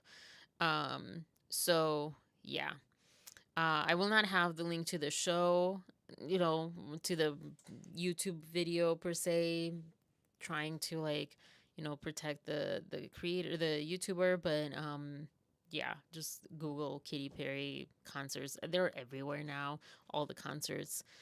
Moving on to celebrity tidbits, as I call them, I guess. Um, so, new thing. Excuse me. I don't have it on here. Huh. Okay. Uh, Scarlett Johansson to premiere. Hold on. To premiere her directorial debut at Cannes Film Festival. Eleanor the Great is headed to the Croisset. I don't know what that is. Is that like the theater that they play the stuff in or whatever? Scarlett Johansson's directorial debut will world premiere next month at Cannes in the certain regard, whatever. A certain regard section. I don't know. Okay. Starring June Squibb, Erin Kellyman, Jessica Hecht, Rita Zohar, and Chiwetel Ejiofor. Oh my gosh, I know him and I can't pronounce it. I don't remember how to pronounce his name. The film follows a 90-year-old woman who returns to New York to start over after the loss of her best friend. So that's happening. And then a nice Indian boy is here somewhere. Hold on. Oh my gosh. Why are you doing this? Why are you doing that? Étoile. Oh my god, I can't wait to talk about this. I don't think I have it. Oh, I think I have it in here. So it'll be on Apple TV and Fandango. I didn't know if Fandango streams. They will be streaming here, but for a price. And it's okay, it's not showing here, but $14.99 on Apple TV and $14.99 on a nice Indian boy. I don't know for how long, but at least it's coming to this universe. And then Zarna Garg. Okay. I have one more other thing to get to, but I think I'll get to that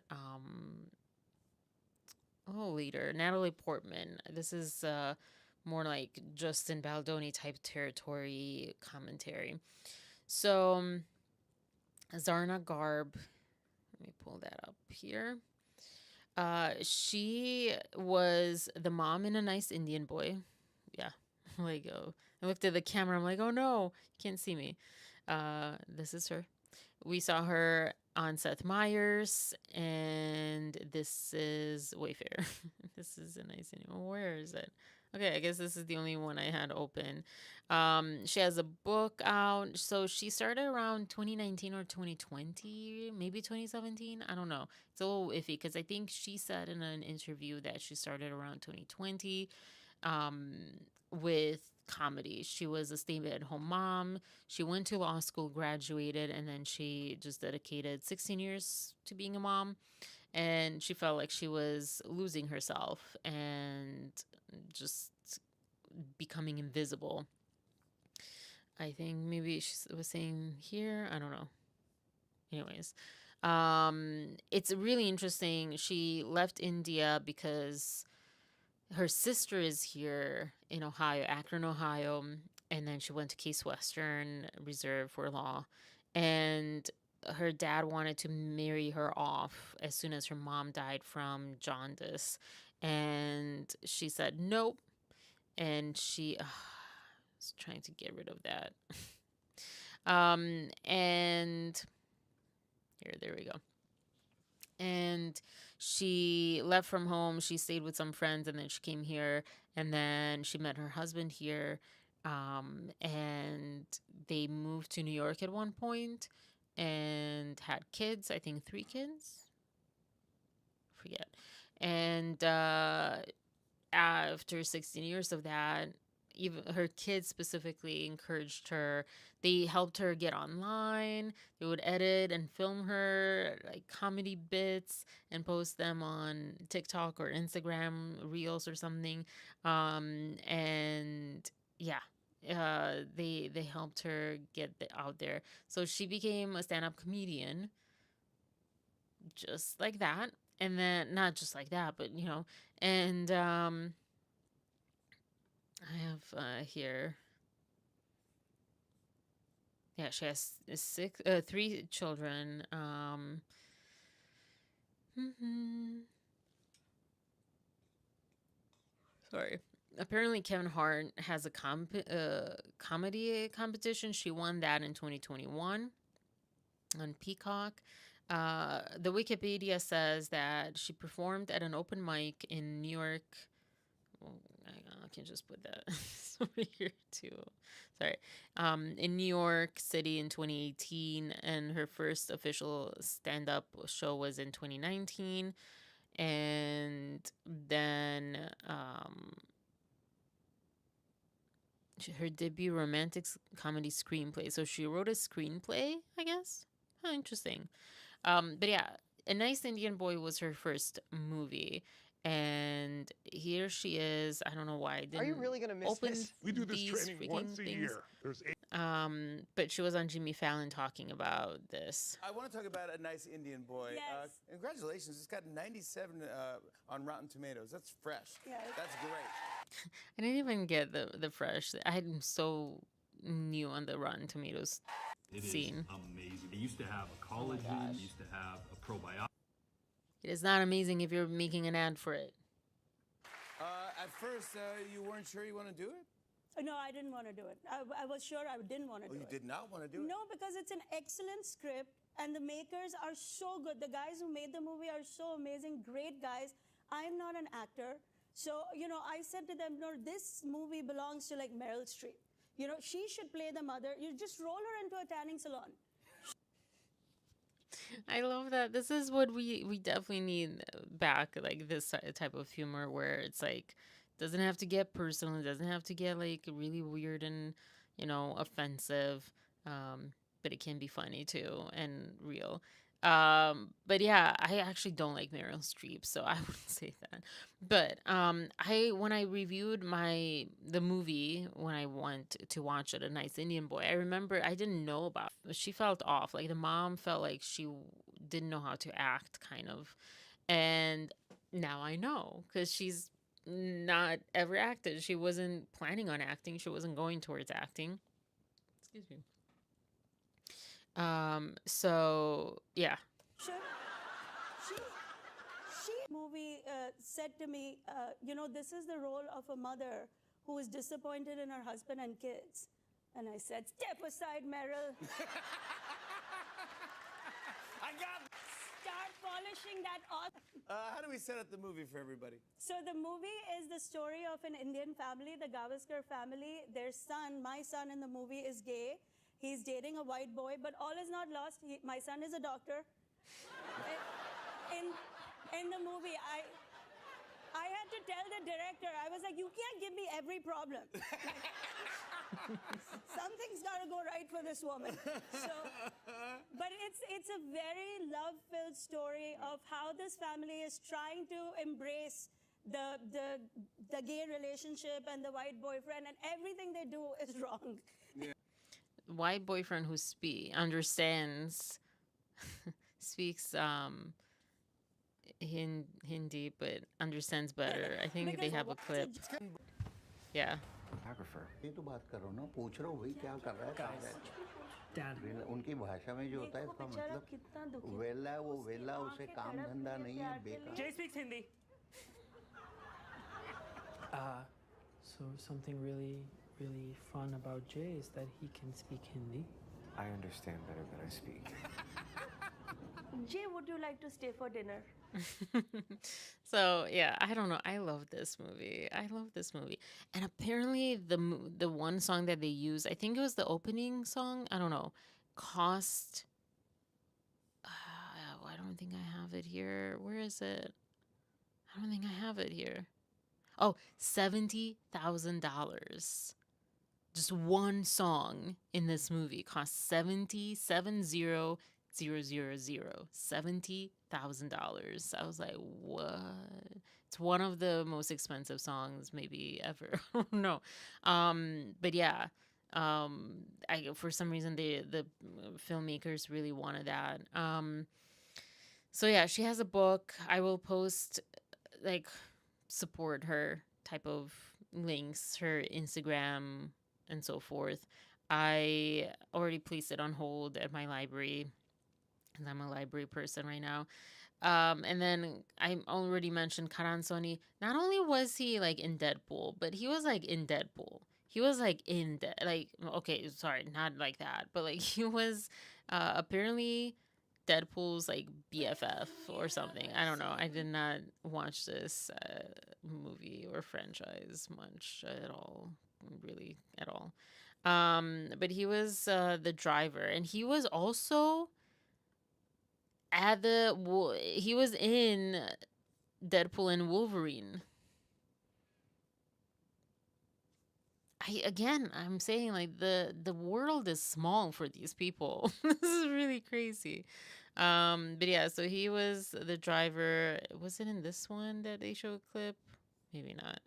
I don't know. He was Deadpool's driver. I do remember the first, because I did see some of it or the whole first one, and yeah, but I didn't really remember. I don't remember anyone besides Deadpool from that. So yeah, so he stars in A Nice Indian Boy, and then yeah, I was just thinking as I was watching that, how this is a marvelous Mrs. Maisel kind of thing, except she's not like 35 or not even 35. How old was Mrs. Maisel? Like, I don't think she was even 30. Was she 30? I don't think she was even 30. She, because Zarna is 50 years old, but it's kind of like that. And then I'm here in between trying to have my own Mrs. Maisel moment and figure out and find my place, but not quite exactly. I think I would love stand-up comedy to do that, but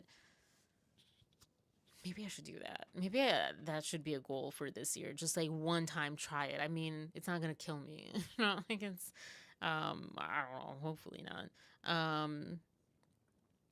Yeah, I don't know. Try it out. Why not? Because I think I can be funny.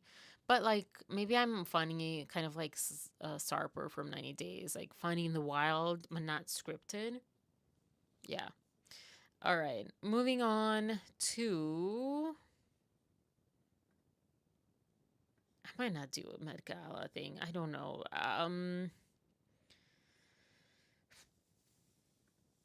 Let me do this. Okay. So done with this one. Oh my gosh, this is. I don't understand why it keeps flying away from me. I'll do this. A very quick Met Gala situation. I haven't seen most of these. Oh, Rihanna did show up. Let me go to where I started. All right. So, she stood out to me. Don't know who she is. Lala. Don't know. I've heard the name. Don't know. Really cool. I don't like anything about this. I don't like anything about this. Maybe like the stockings, whatever, however you call them. I don't like anything about this. His jacket is all pearls. I thought cool detail, but it doesn't look tailored. It doesn't look good. It does. I don't know. And then Emma Chamberlain. Don't like her. I don't know. I don't like her. Not as a person, but yeah. She looked cool. Whoopi was like really. I feel like this was interesting. It's a cool idea. This is like the speed round of the Met Gala. Pamela Anderson, no makeup still. Don't like the hair. I don't like the hair. I just don't like this type of hairstyle. I think these were the best Met looks ever. Okay, interesting. I don't know that I agree. I saw, don't hate me, but I feel like one of the big ones that also don't watch it that much, but one of the ones that stood out is Blake Lively's, the one with the, it wasn't New York, was it New York that the theme was that year, where she had like the Statue of Liberty almost kind of crown situation going. I know you don't like Blake Lively right now, but I thought that was like really cool. Um, and then yeah, there's some like I feel like more iconic ones than this year, but there's some pretty good ones. Um, the commenters that I was watching said like Diana Ross, like nothing about this is on theme, but it's Diana Ross. So it's like okay. Zendaya was totally on theme, and I actually really liked this look, and she did look really comfortable. And she kind of looked a little bit like Blake Lively in another or in a simple favor, the first one. But yeah, I mean, whatever. This is a great look. Um, who else? Didn't like Dua Lipa. I also don't think this was on theme. The theme was, which I don't really know what that means. What these themes do, because a lot of times you see these people and they have nothing to do with the theme, or like, oh, this is the theme because of something that doesn't make sense, like they just kind of made that up. But the theme was a super fine tailoring black style. Let me read. This theme explores the history and significance of Black dandyism and its influence on fashion and identity. According to the Met Gala's official website, the accompanying dress code, Tailored for You, encourages guests to embrace tailored menswear and celebrate the artistry of Black dandyism, says people.com, which is like two themes in one. It's kind of like 48 hours where they give you like two themes and you can pick both, or you can do both, or you can pick one or the other. And that's kind of what it sounds like to me with a lot of these themes and this one too, because they're not quite similar. Dandyism is a style and a way of, because I didn't know. Taylor's style, I think 1940s Harlem Renaissance. I'm not really American, so I don't really know what that means. I'm learning from some of what the commenters were saying. Um, but yeah. Dandyism, Google is saying, is a style and a way of life focused on impeccable grooming, refined language, and leisurely hobbies often associated with a man who values personal appearance and style above all else, which that sounds to me metrosexual. That was like a 90s word or something. Is this resonating, April? Because you seem like you know. I don't know this. It's more than just aesthetics. It's a form of self-expression, rebellion, and asserting individuality. Some of them did do this, not very nice looking, but they did this, I guess. I loved Coleman Domingos. Like he was like I need to talk about. He was the reason I wanted to talk about this. I loved his looks. He had two looks, and one was which I now knowing more, like it also makes even more sense. It was an homage to Andre. Gosh, I watched America's Next Top Model. Like, no offense, I watched that. I know I forget his name. Andre Leon Talley. What is wrong with my mouth today? I can't speak anything. Very fancy black people. Okay, yeah, yeah. Like I don't know. I don't know.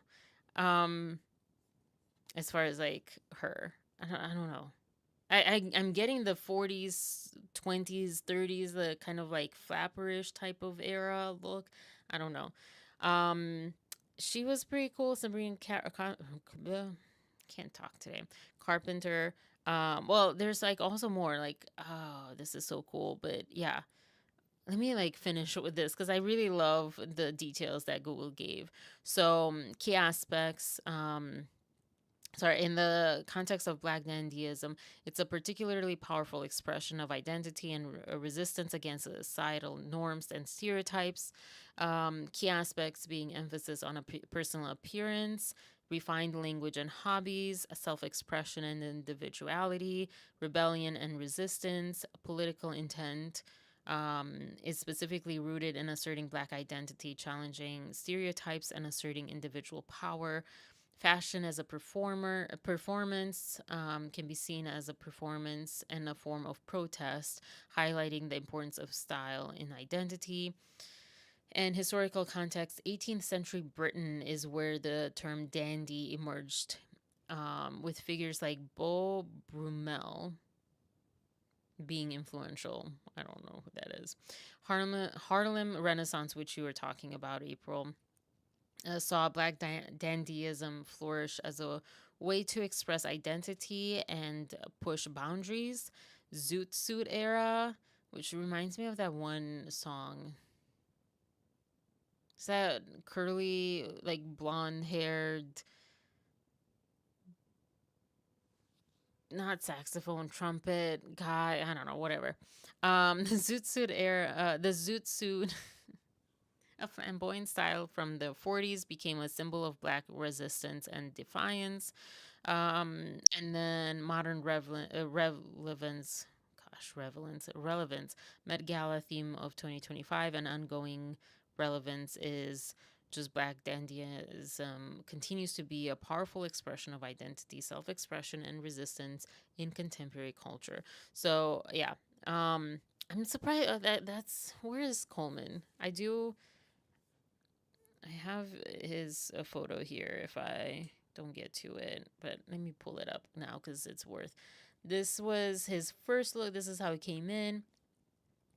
Yeah. And then this is like he took that cape off, which is so like the one Met Gala thing that I did see, Andre de Leon Tallien was a blue, like big blue thing. So that was like cool. And then there are like pearls in this. So like really cool. I love attention, like that kind of detail. I do love that. Because you don't see that so much. I mean, what we buy nowadays is, I mean, so many of us buy Costco, like me included. But I love when I see it just like that specific, very intentional choices. I guess that's where I look at any of these people is like, did you make very intentional choices in this? Yeah.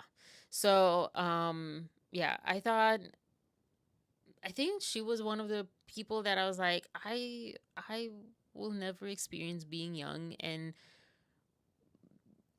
walking a red carpet, being in public, like formal wear as in a swimsuit. Although she looks a lot more like a Playboy bunny, but yeah. And she wasn't the only one. This is Priyanka Chopra, Nick Jonas. They met here, blah, blah, blah, whatever. Just, I don't know.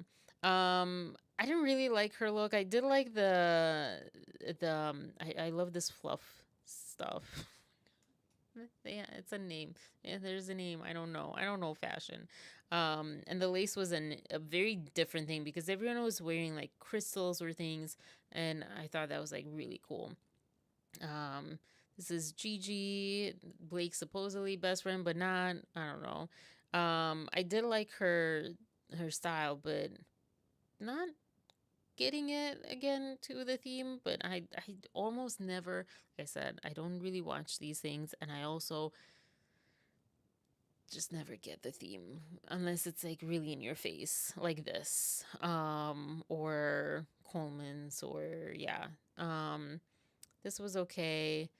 Miley Cyrus was flattering, at least. There were two people that I felt, well, not just two people, but two people that wore something similar. It was Haley, right? Halle Bailey.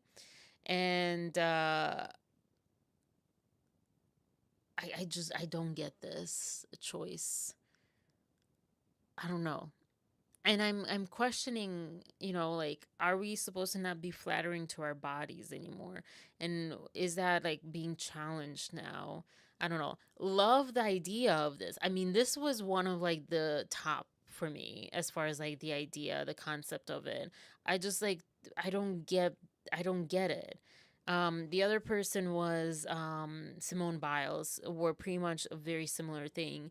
And maybe because they're shorter, I don't know. It's just like a weird choice for me. Some interpretations to be a little be a little out there for me or to me. People just wearing what they want. Yeah, like Diana Ross, but like they said, she kind of earned it. Some of these people did not earn it. I guess this was random Ronaldo's wife, like that. This is literally just a slipped dress. I don't know. Don't hate me for not getting this. And this is the other person. This is what's her name, Lisa from Blackpink. Which with the controversies now, with them saying the N word a lot and stuff in their early like auditions or whatever, I'm like, this is kind of surprising that she's there. But anyways, I do like this look. I think that better than Pharrell's wife, but oh wait, are there faces? Their face. Oh, that's so freaking cool. Their faces in the embroidery or lace or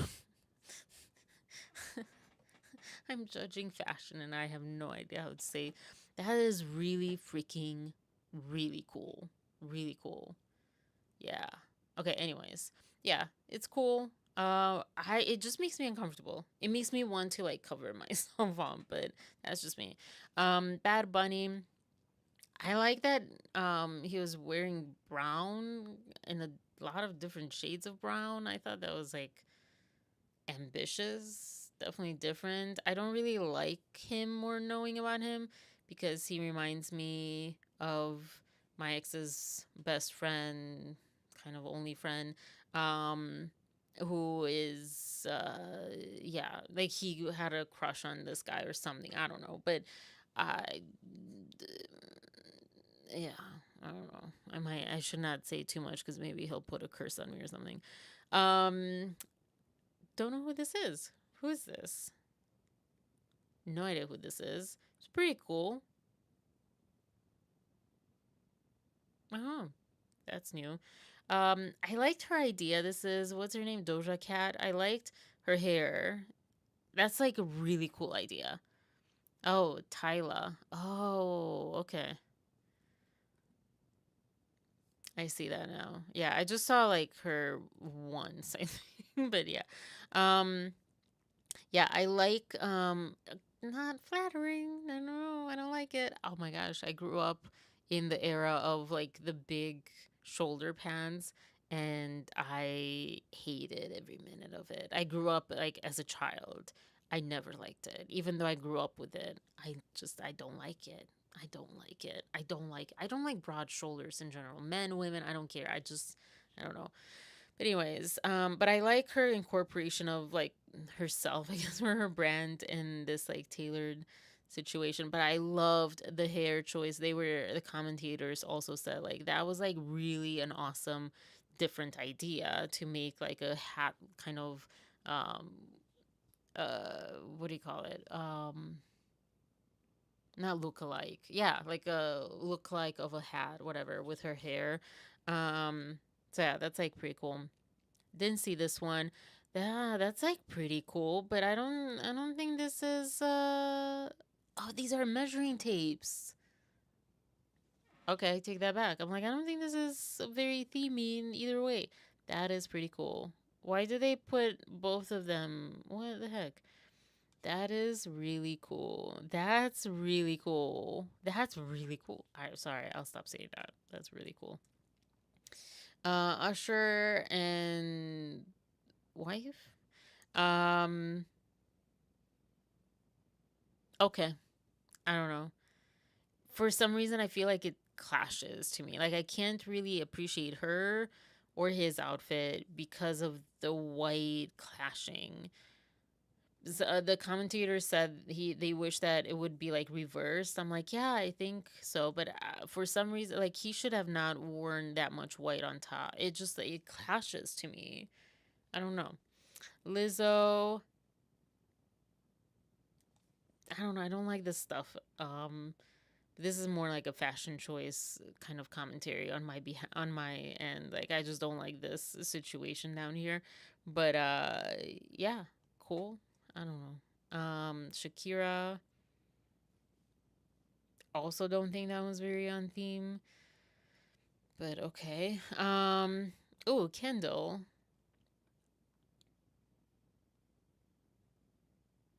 And Haley, right? I think she needs to. I don't know. I don't like people that are like underweight looking. But yeah. Neither here nor there. Why are they all separate? The Blackpink girls.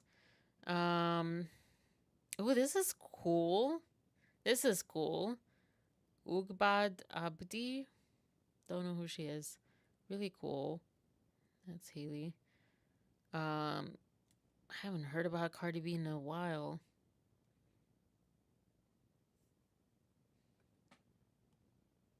I think this is pretty cool. I think this is very on theme with both themes of tailored and dandy. Or what is it?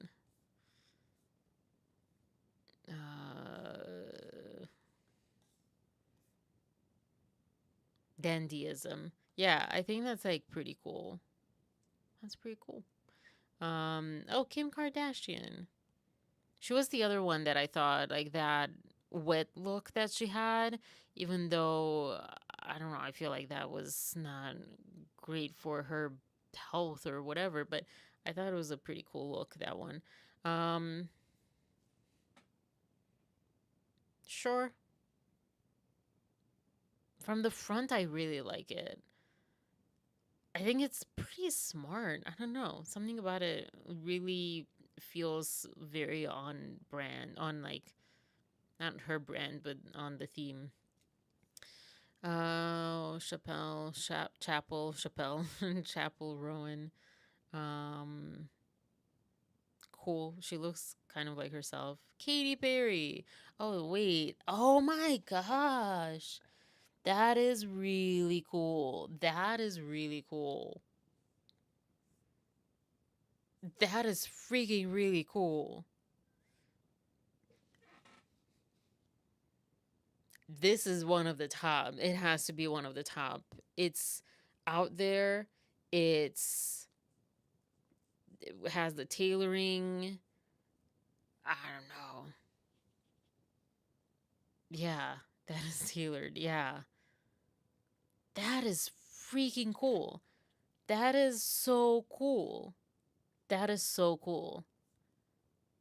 Is it the Matrix that had like the kind of the melting people or the melting things? I don't know. It reminds me of something like that. That is so cool. It's kind of like their pants sort of. That is so cool. I want to see more of this. That just blew my mind. That just really blew my mind. I just want to see this all the time. kind of giving oil spill, and I kind of love it. Yeah, yeah, that is really cool. Wow, that just blew me away a little bit. Talking about Katy Perry, I need to see. I don't know if there's any other picture or like videos of how this moved. Like, I wonder if there was movement to it. And I think that's like, you know, with the Met Gala and stuff. I don't know. Sometimes I feel like you should wow, you know? Okay, I want to know. Yeah, Rihanna's great, but I freaking want to know.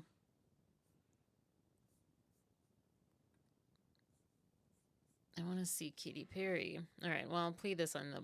I'll just keep going. That is like, what? Oh, Kylie. I don't like this look. I don't know. I guess it's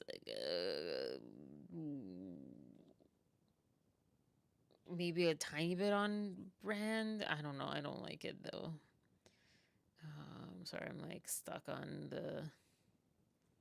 Where did Katy Perry come in? I think I found her. Okay. This I did see. This was one of the last things I saw, one of the last outfits. And this is pretty cool too. This is definitely It doesn't show. This is like a form, like it's a plaster or plastic or something, some sort of material that's put on a form, and then below is like a drape of fabric. I also love that color in the background. Oh, I love those. Oh my gosh, that pink and the green. I love those. Especially like on her. Oh, that pink. Whew. Anyways, so yeah, I really like this one. Hold on, I'm trying to like, I'm really curious. I have high expectations for this Katy Perry one now. Where is it? Madonna was there. I don't know how to feel about that.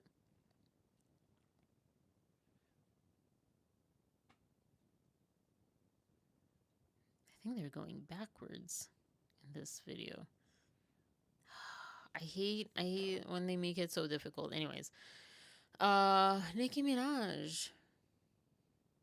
That's pretty cool. Not gonna lie. I don't hate that. Well, I hate kind of that.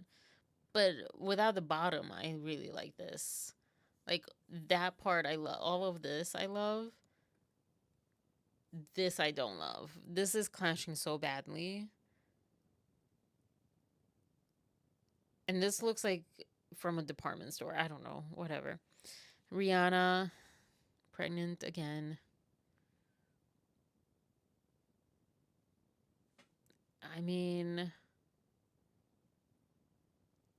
interesting choices. Part of me is like, she can't really go wrong. She's one of like the most like in like for fashion people, celebrities. She's all about fashion. I don't know. There's angles that I don't like that. This part, like I can appreciate it. I just don't really like it. I don't know. Sometimes it's probably like that. Like you can appreciate something without liking it. She's like she stole, I guess, the internet because she's Rihanna, but I really feel like Katy Perry was like, I don't know, much more wow. I'm gonna butcher her name. Bebe Rexa? Bibi Rexa? I don't know.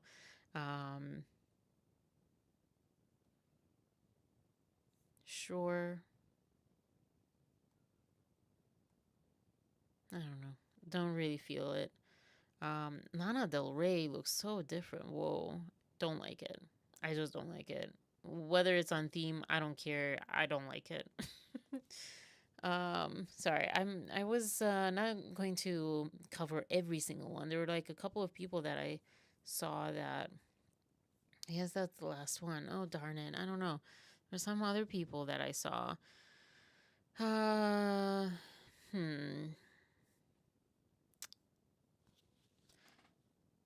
I said Lala Anthony, really cool. Zuri Hall, she was one of the people that was like on the microphone. Really liked. I'll try to pull that up actually because she was pretty cool. She had a pretty cool. Oh, this don't know who she is. Don't really like her makeup situation and stuff, but I thought it was a really cool, interesting idea. Oh, okay.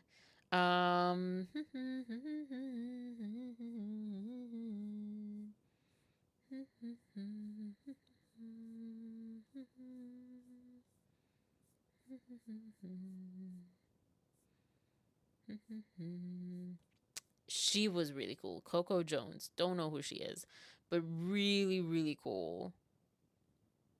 Although this is giving me a little bit more like Louis the 14th, and that's just because that's the only name that pops up, like French history kind of thing. But really, really cool, and apparently really, really heavy. No disrespect to any of these people. That's like his outfit is that was I don't know. I think that's like just I mean there's nothing wrong with this outfit. It's like and it's on theme in every possible way. I feel like I don't know the theme that well. This was a choice. Yeah, this was a choice. This was also a choice. Um, this is nothing in my opinion, but shoot, where? Oh, man. Anyways, let me Missouri Hall Met 2025. Let's see. What? Missouri Hall Met Gala. Sorry, not much longer on this topic. So this is her outfit. I thought that was like really interesting choice. Darn it, here we go again. There we go. I thought that was like pretty cool. You know, like Rihanna had like the ties in the back, these little like arms, like suit arms, suit whatever. I think this is like a better version of that. I think this is really cool. It's disturbing because it makes your brains like, what am I looking at? But I think it's really cool. Zoe Saldana, I was like, why do sketches look better than in real life? Like she looked fine, and she also wore minimal or no makeup.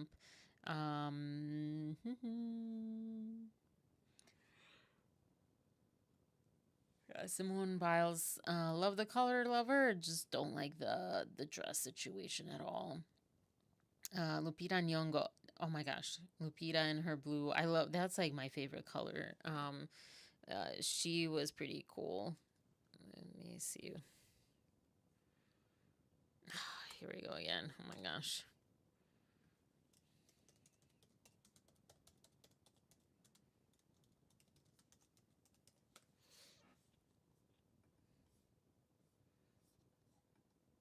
That's a pretty cool picture.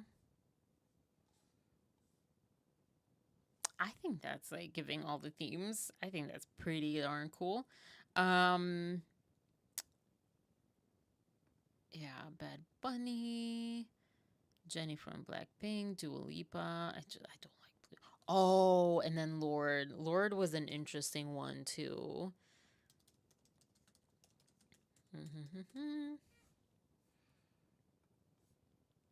Because she had this like just top that was just like kind of glued onto her. It was like, I don't know. I thought I like when it's ingenious too, you know, not just like, oh, okay, yeah, cool, it looks nice. But yeah, so cool. And then oh gosh, sorry. Mindy. Kaling, this is so boring, probably to so many people. I thought I didn't like a lot of her outfit, but what I did like about her outfit was and then she also, what's her name again? Ayo Edebiri. Probably butchered that name. She was pretty cool too. But what I liked about Mindy's outfit is this part. This part and this part. I thought, again, attention to detail. Those details that make it just like that much more special and different and specific and whatever. But yeah, I thought this was pretty cool. Don't really like. I don't know what those are. Those could not be there, and I would be more than fine with that. Tracee Ellis Ross. I briefly saw her.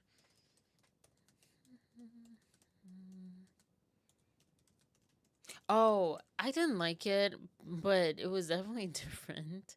I appreciated it. It's not my thing. Also, I don't like red and pink together. Where is it?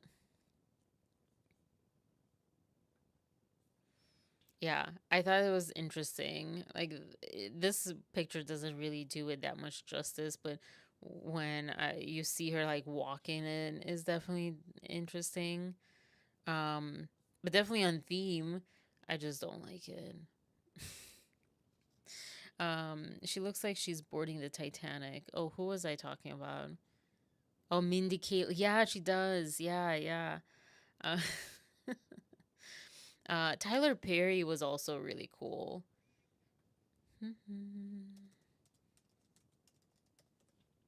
Tyler Perry. I actually didn't see his whole outfit. I just saw his one interview. And I really liked, again, that detail gets to me. like, look at those. I know this is a bad picture, but that is so, and that, I don't know. Just really love that. Really love that. I don't know. Oh, here's, and Rihanna. Here's someone that I did not like. Let me see. I did not. I feel like it's on brand, in theme, but I could not look at her. I don't know. Just the clashing to me is like clashing. It's just clashing everywhere. I can't even like it. Everything's clashing. Definitely making a statement. Definitely, in theme, but like I don't like it. I don't like it. I don't like it. Anyways, so that's like the again, the Met. There you go. Me and my accent. The Met Gala. My review. I didn't see everyone because I had to come on here. I needed to eat and needed to come on here. But yeah. Really quick with oh gosh, my goodness.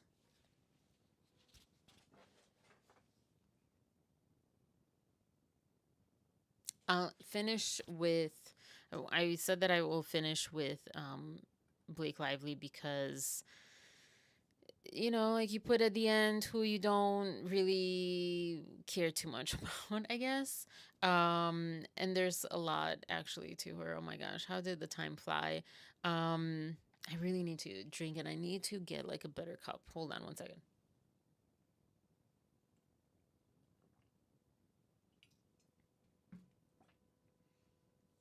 Every time. Excuse me. Well, sorry. Okay. So, I'll go to Justin, then Blake, and then finish with Étoile because even though I said, oh, at the end you put whoever, I really like Étoile. Oh my gosh. I really want to finish on a nice note though. I don't know. Let me go to Justin and then we'll figure it out. And I think Justin, Natalie Portman, and then we'll see.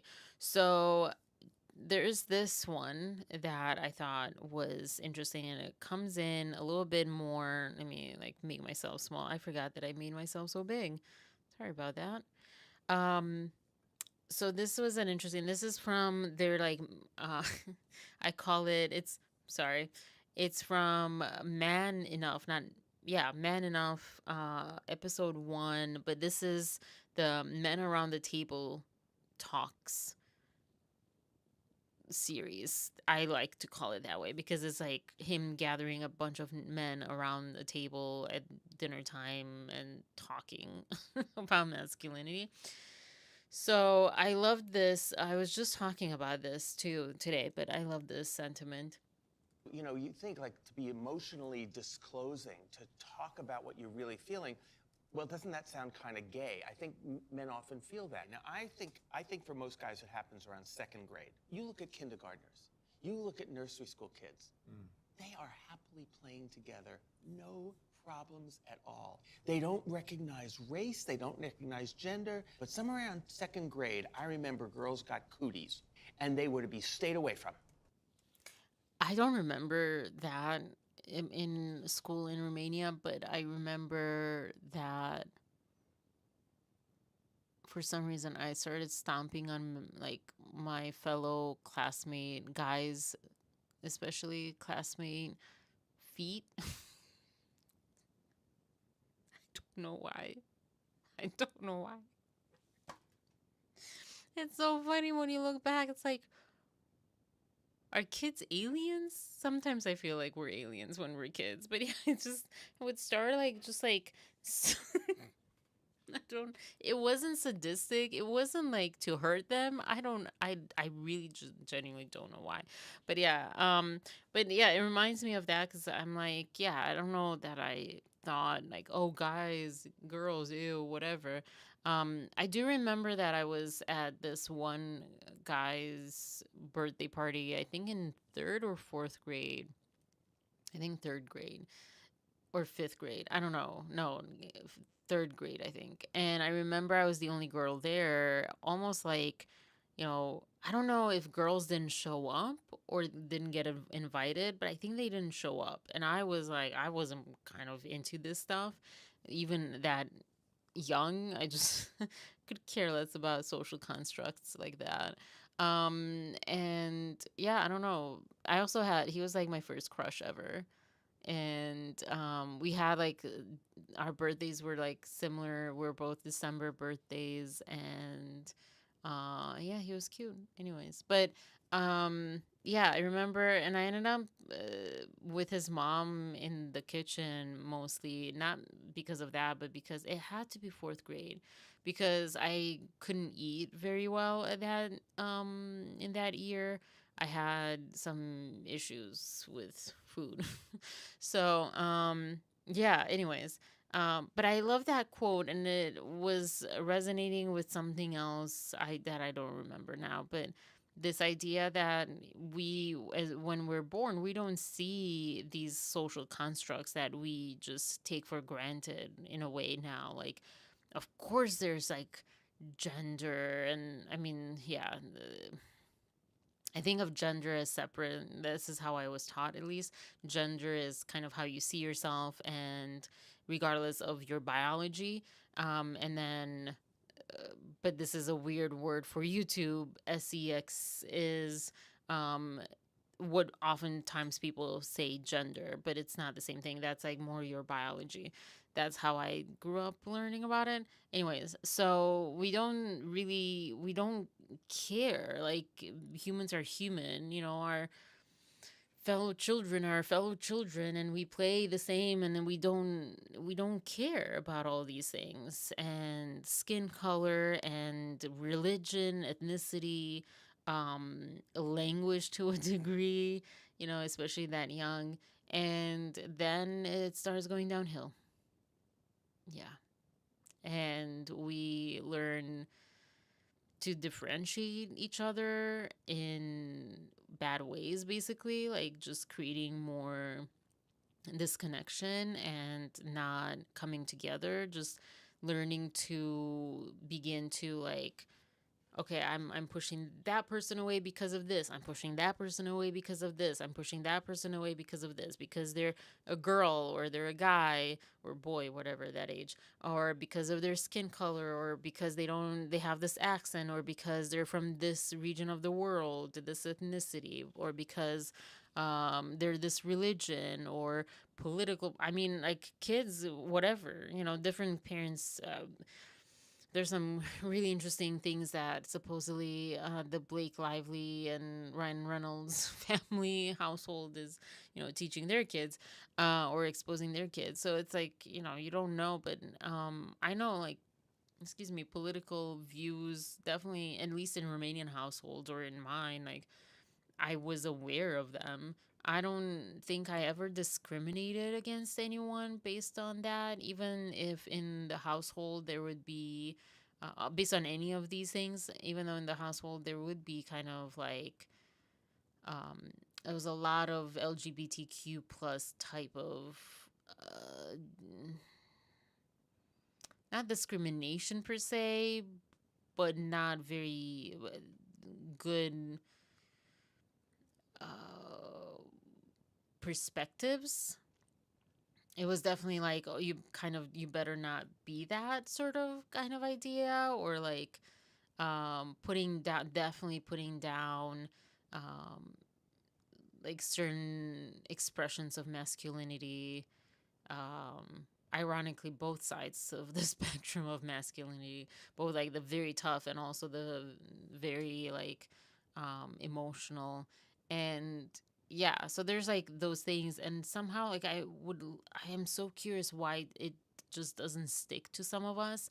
And I mean, to all of us, we learn things. It's always in the back of our mind what we are exposed to. This is why like parenting is so fragile, because your kids or our kids, they don't just learn what we tell them and what they see outside. They learn a lot from our behavior and our like language. And actually, there's this Glamour magazine. Um, article that Blake Lively is in the Blake Lively section of this video, and she said this is a good point she makes, that like language, how we like how we use language in ways that we don't even realize we're using it, and we're creating certain ideas in our children's minds, and we don't realize it because we take it for granted, or however the phrase is. That's the closest phrase I can think of right now. And so like there's so many ways that we influence our children, and yet somehow sometimes be for example, both me and my ex, we were brought up by this, not anti-LGBTQ plus as in like discriminating and not helping and all this stuff, but definitely othering, or definitely like this idea that it's not okay. It's for us to be that way or whatever. And neither of us are, but at the same time, like we both have a lot more of an inclusivity to it than both our mothers would. And so it's like, why do some kids grow up that way and then some kids don't? You know, some concepts do stick or whatever, because you do see children that are racist because their parents are, or eh, you know, they bully other boys because they cry, or because they're emotional, because oh, that's gay or whatever. So I don't know. It's fascinating. I don't have that answer, but it's always kind of fascinated me that some things stick to us and some things don't, or some things stick to some people and some things don't stick to other people, or the same things don't to other people. And like, how do you cultivate that? How do you cultivate that human resilience of not being absorbed in that Borg mentality? I know a lot of Romanians come here, and they come here in a specific area, and they work in a specific place, and they are indoctrinated with racism. And it's also kind of like frustrating but also fascinating from like a sociology type of way, because um it's like, oh, they weren't that way coming into the country, but that's where they landed, and they didn't really speak English, and you know, it just like, oh yeah, and then it makes sense when they're there, like, see, yeah, these people do this because you know that's who they are, blah blah blah, blah, blah. I don't know what they're taught, but yeah, so it's like, but then sometimes even then people resist, and they're like, wait, I know better. I don't think that sounds like it might not be true or whatever. So it's, I don't know, because that's a world that I want, hopefully, to be more for myself and for future generations and stuff. The world where it's like, wait a minute, I don't think hating someone else is a good idea. I don't think that matches up. That's not computing. So yeah, kind of like, it's often talked about as like, oh, this is individualistic thinking, like you're thinking for yourself, but actually it's just a different form of a different type of borging. You know, you have the Borg that's like, yes, we other people, and we hate some people, or we like discriminate, or we think, you know, in very judgmental ways towards some people. And then you have the Borg that's like love and peace, and you know, inclusivity and all that stuff. It's still a mass of thought, you know, thinking. Anyways, moving on. This next part is the one that I was saying was really interesting to see when I was eating. So this is called For the Love of Me, and it's a episode all on Liz Plank, which is really weird to watch now. But it also opened up like, who is she? Like, this is just really interesting. If you, once I play this, you'll hear like what I'm saying. Like, eh, I'm so curious. I have more questions now. just a lot more questions. Let me put this a little bit more. This was 3 years ago.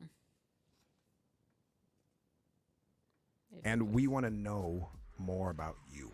So the guest on the podcast today is our wonderful co-host, Liz Plank.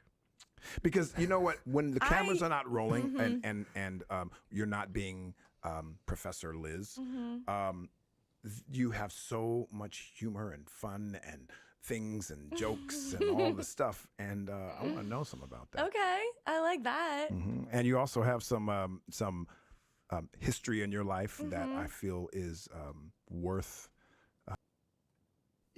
It's also you're kind of like this anomaly. You're a little bit of a unicorn, in that.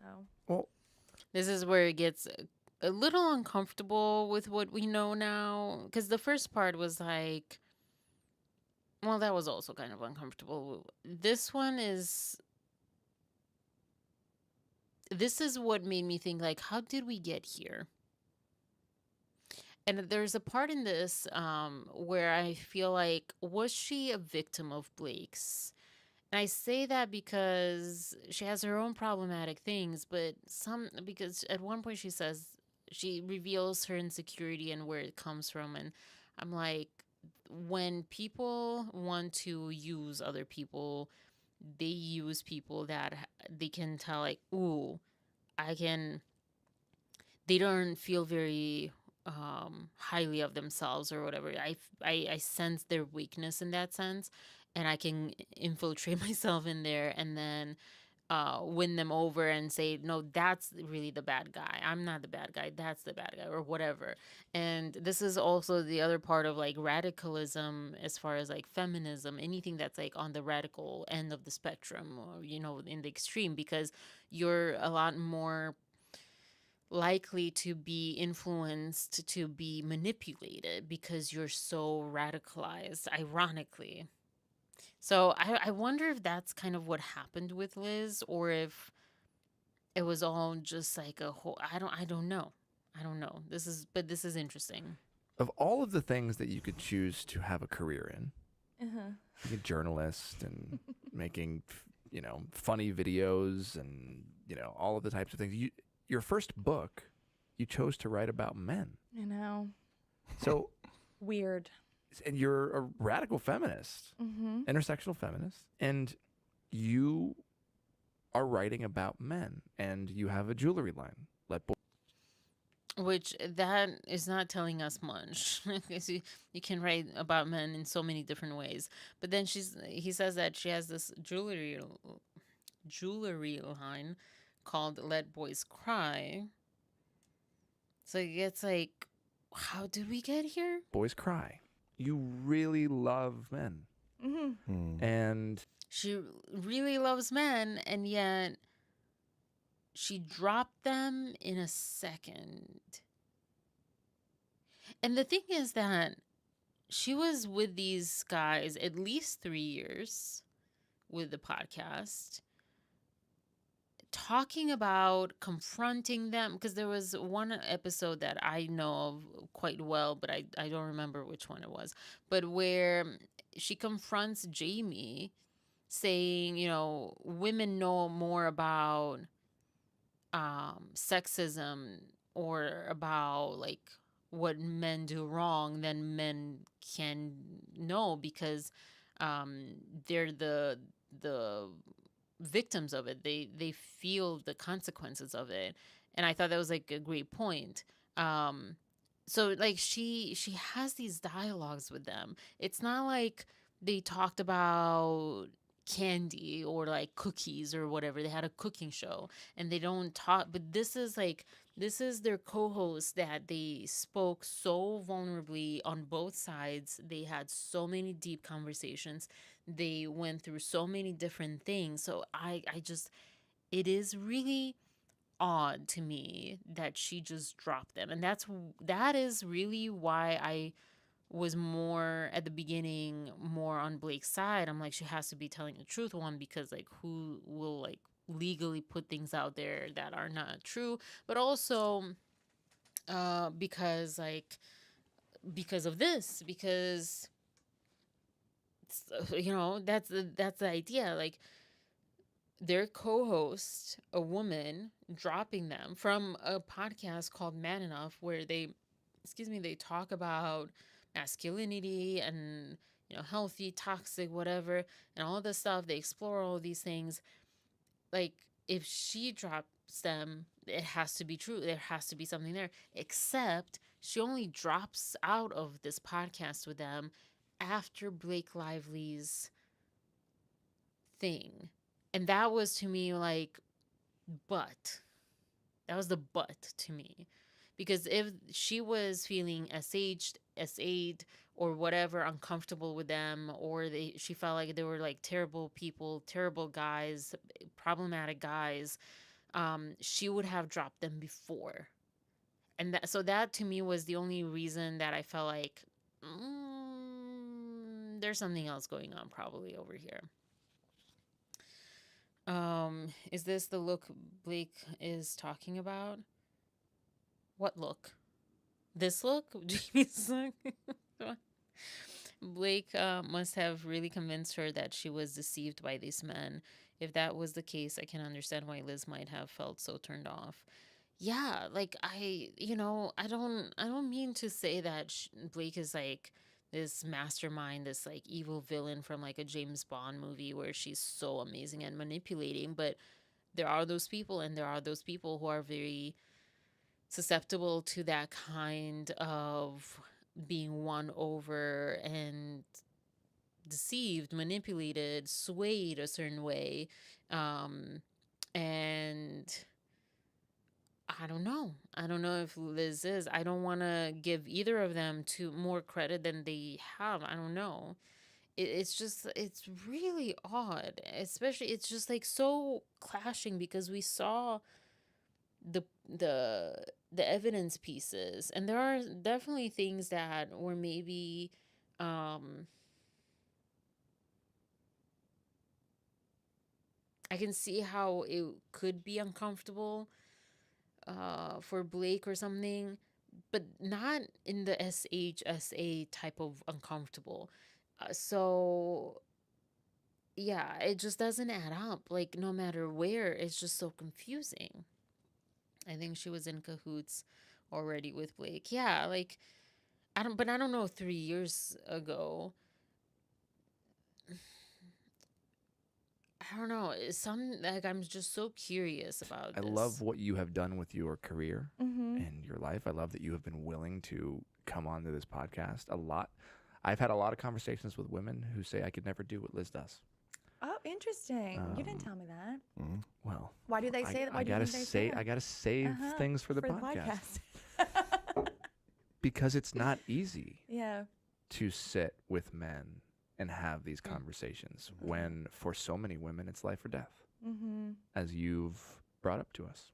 So let's get to know you a little bit, Liz Plank. Like, she has her own story of what seems pretty violent history. I don't know. I just also find it weird because it's easy for us to caricature people, and for us, we don't know that much about her. We don't really know that much about her. We know tidbits here and there, but just like the Katy Perry, I think back now on the Katy Perry situation. We see these clips online and they look really weird and really off, and then combined with what she sounded like after she did the whole space jump and back down, it was like, oh, something is really wrong. But then when you watch the whole concert, you're like, oh wait, this is not what the internet is making it out to be. It has its moments of really bad choices or just really weird things and like bad choreography and all that, but it's not that bad. And so it makes me think of Liz too. Like, yeah, we see these like little snippets, little snapshots of who she is or what she did, and it's not looking great. But she's still a human, and I wonder if there's like more to it than just like, oh, she was like this evil person that had a plan, and she just hates these men, and she was like just waiting for the moment to strike, and it was all like vengeful. And because that's kind of what the interpretation that I received from online about her, was that like she's one of those feminists, and I've even said this, that is, just hates men. But then she's been on this podcast, maybe not all of the episodes, I don't know, but definitely a lot of them, if not most, if not all. And like Justin mentions, like many women wouldn't, and you do. And I don't know. She's still young, so maybe, I don't know. Oh gosh, my thing.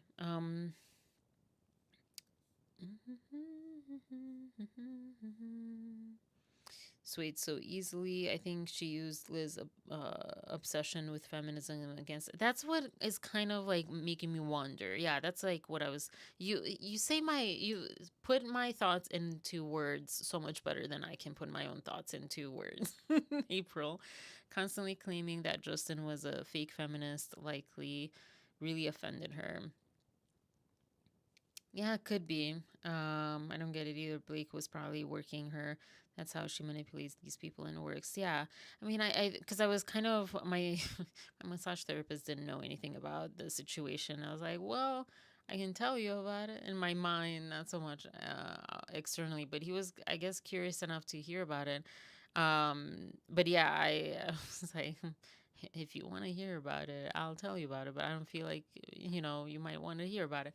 And one of the things that I've kind of, take for granted, we talked about, was how Blake turned the main cast against him, against Justin. Not the crew, but the cast.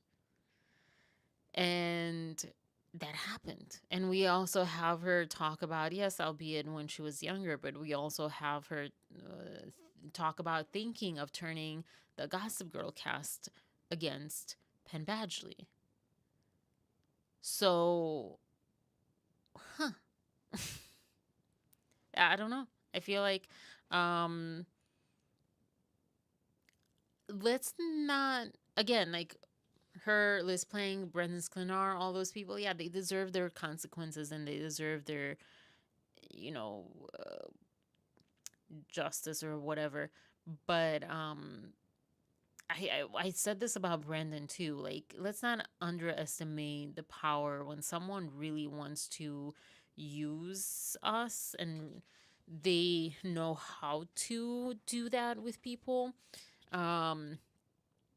You can't really think above it. Like, you might be so, like you're saying, with how she was so obsessed with feminism. Liz is so obsessed with feminism. Like, they can sniff out what is about you that they can use to get you on their side and have them favor you.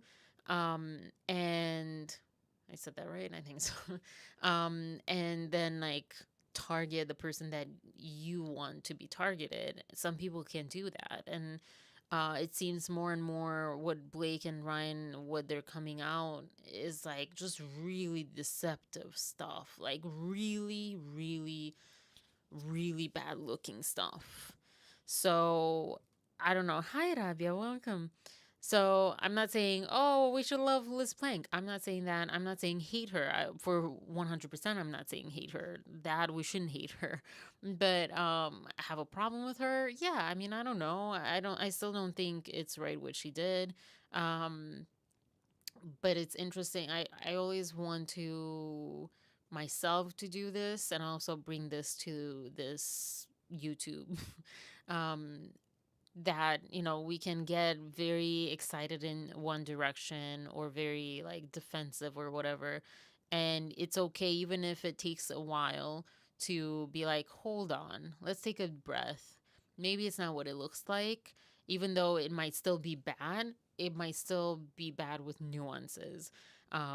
So yeah, it was interesting. I'm not gonna play this whole episode, obviously. I'll link this below. I'll watch it. I haven't watched it, but I have one more little clip from it though. Can we just make jokes? That's what I do in therapy. It's just like an SNL sketch. Okay, we got to go pay some bills. So this brought All the time. Best ad. I think not feeling enough is my baseline.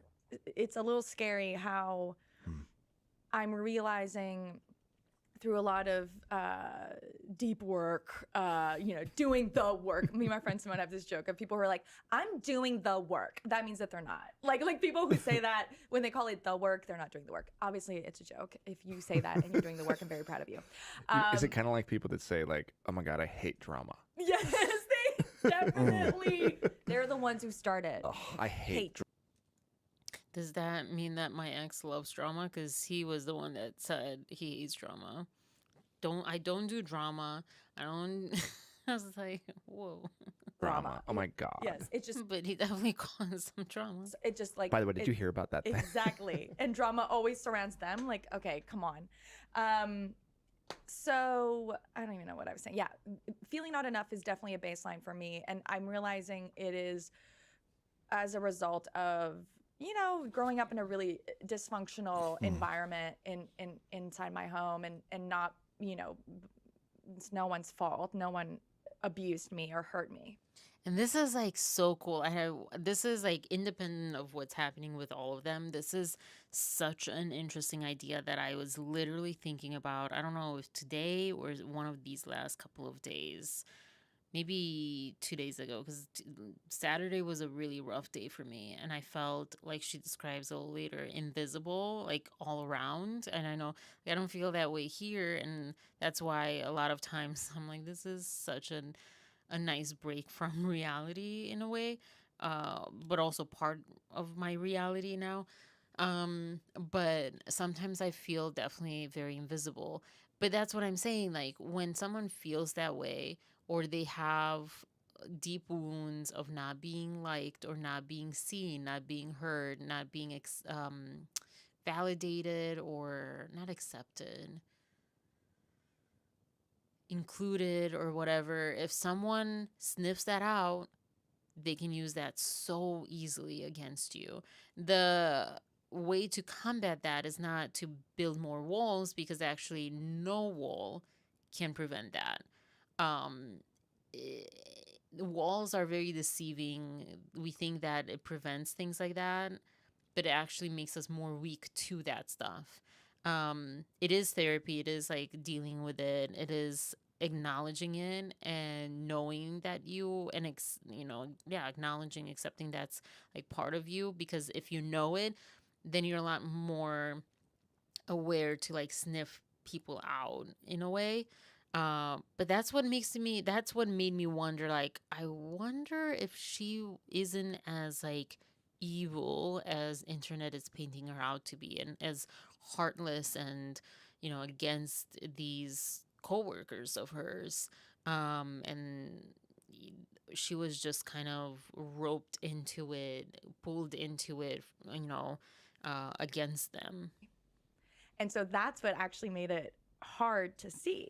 You realize that in the data, children who are neglected and who are abused, you would think the children who are abused will have the most damage, emotionally, psychologically. But what research is finding is that there's actually almost no difference in their brains and in their emotional well-being. So neglect can actually feel just as bad as abuse does. But for a lot of people, I sort of have this radar now, which is what I used to say. I used to say like, oh my God, my parents were great. Oh my God, everything was fine. Like I had the best childhood. Like my parents were perfect. They did the best that they could. And obviously I love my parents deeply, and they truly I'm so close to them. They're my best friends.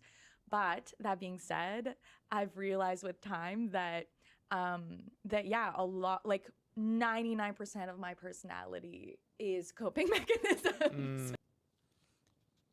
I would say that's all of us, or most of us.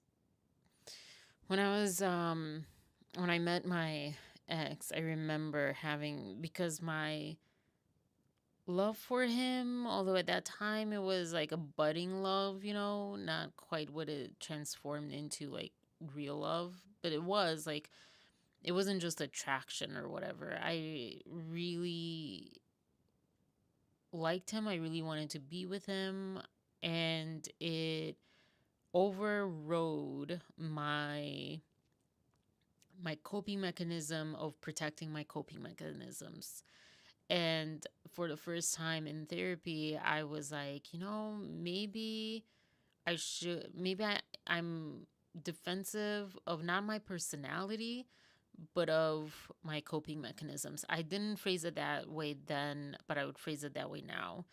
I was trying so hard to hold on to my coping mechanisms, um, but I interpreted it as if I question them, if I question what I feel or how I am, that I'm always late or I'm always on time or whatever it is. I mean, that's like a very benign example. If I question that, it means I'm questioning my personality. It means I get manipulated. It means I get gaslit. It means I get, whatever. And it means that if I question it, if I change those things, I change who I am. I change my personality. And it took that wanting to be with someone that much and realizing like, oh, I don't know if they're safe. Because, I mean, it took me a long time. And I don't know if I ever felt truly 100% like I could trust my ex 100%. And that's not necessarily to do with him at all. In part, he was more on the dismissive, avoidant side of attachment style, or a lot more. And so it's harder to trust people that are not open. It's just in our genetics. We're not made for that. We're made to trust. Trust comes with openness and vulnerability. And otherwise, we get very guarded. But besides that, there's a lot that I was guarded just from my own perspective and from me fearing that I would be taken advantage of. Huge, fearful, avoidant attachment style wound. More than being left. Like, leave me, but just don't take advantage of me. That was like my bigger thing. Some people are like, don't leave me, take advantage of me, just don't leave me. I was not that. So there was there's definitely quite what he would say drama or chaos, but definitely different, because I think in media especially, it's probably more portrayed as someone who, if you really don't, you either have a fear of losing people, um, or rejection, or you have not a fear of that. And then there's this other fear, which is not very well talked about. But anyways, um, I forget exactly where I was going in that, except like this other part that she said, that neglect and abuse kind of have the same effect on the brain. I don't know that much. I'm not a psychologist. I'm not a doctor. I'm not a neuroscientist. I don't know. I don't have that kind of in front of me, kind of proof. What I will say, and I think Justin goes on, or Jamie goes on to say, like, they even think it might be worse. And I thought about that because I would say, I would add to what maybe they add later, but they don't say in the clip that I saw so far, that when you're neglected, you don't even have a problem. So you can't have an antidote to it. When you're abused or there's something specifically wrong, like your parents are some sort of addicts, or your parents, like, because there's that kind of neglect. So you're like, oh, well, of course, like, they were bad, even though that's not really great way to think about it. But like, as a child, that's kind of what you would say. So they were bad, and like, it's not my fault, kind of, or you can get to that depending on um how old you are and all that stuff. But either way, like, and other people from the outside can say like, oh, that's not good, actually.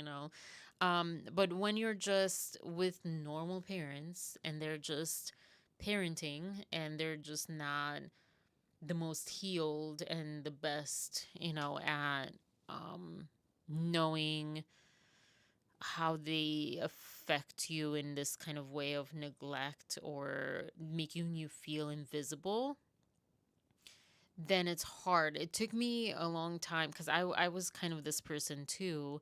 And I think this weekend I broke down, uh, or this past week, I've thought a lot about my dad, especially, and how for such a long time I had this impression of my parents, my mom and my dad, my biological mom and dad, not step parents, that were like, yeah, they're great people.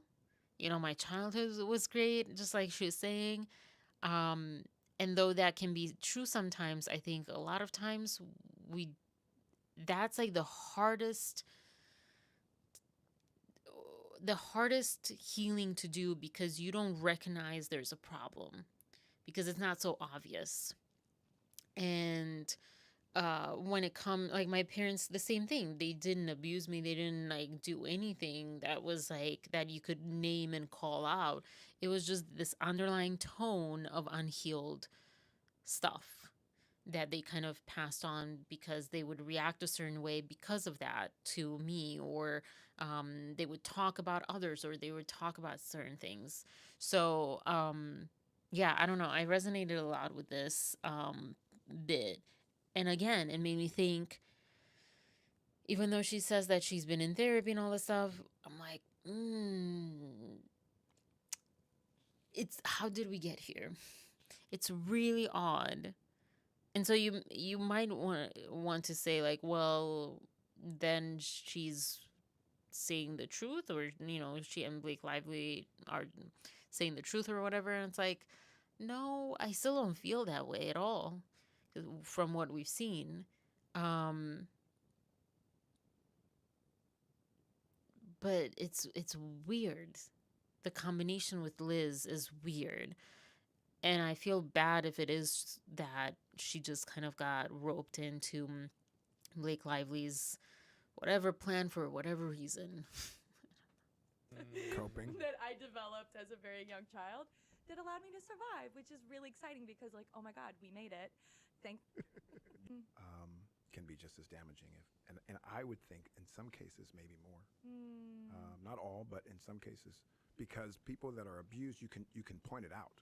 Yeah. Right? And then maybe there was at least attention being put on you, inappropriate attention. But at least you are receiving something, right? That then is damaging. In this case, and in your case, you're not seen anymore. You're not important. And where you would get that the most, we should get from our parents. Anyways, I'll let you finish. I'll let you watch this. But yeah, so he kind of started saying where my brain was going, but then he went a little slightly adjacent to it. But yeah, I always think back when it comes to things like this. I always think back at, oh, did I not? I was not even on it. I don't know. I always think back at this study that we were taught in psychology class around kids in orphanages that do not get picked up and how they can pass away because of that, even though they're fed. But like physical touch literally is a necessity, a need, especially that young. And there's this other one with like monkeys. It was so sad, but they did it, where they, like, again, they fed a baby monkey and all this stuff, but they didn't have kind of a mother figure, kind of, and then some other baby, this is so sad, baby monkeys, they would have like a plush mom or whatever, still not like a full mom, a real mom, but in those, like, they had better chances of living in, and also like other issues, so not having those. So attention neglect is kind of, there's also, in prison, the worst thing that you can get is solitary confinement, and it's for a reason. So being neglected, being invisible, is probably some of the worst stuff.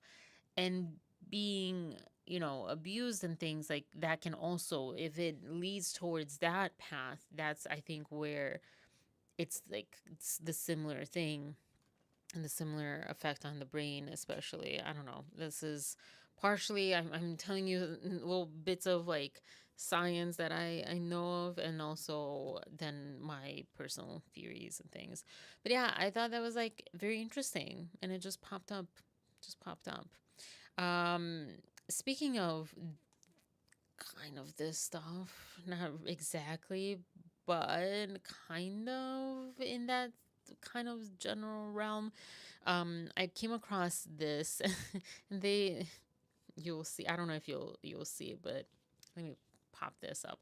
I came across this on Instagram. Natalie Portman, she gave this speech. I don't know when. This was 6 days ago posted, but I don't know if that was like 6 days ago that she did this speech, or when she was younger. I don't know. She looks the same. I can tell how old she is in this. But it hit. It kind of illuminated something for me, and it's kind of in theme with what that clip was from Man Enough podcast. They also said, because I added this here, I just saw that we made an error in writing her name, and autocorrect changed it to Portland, when of course we wanted Portman.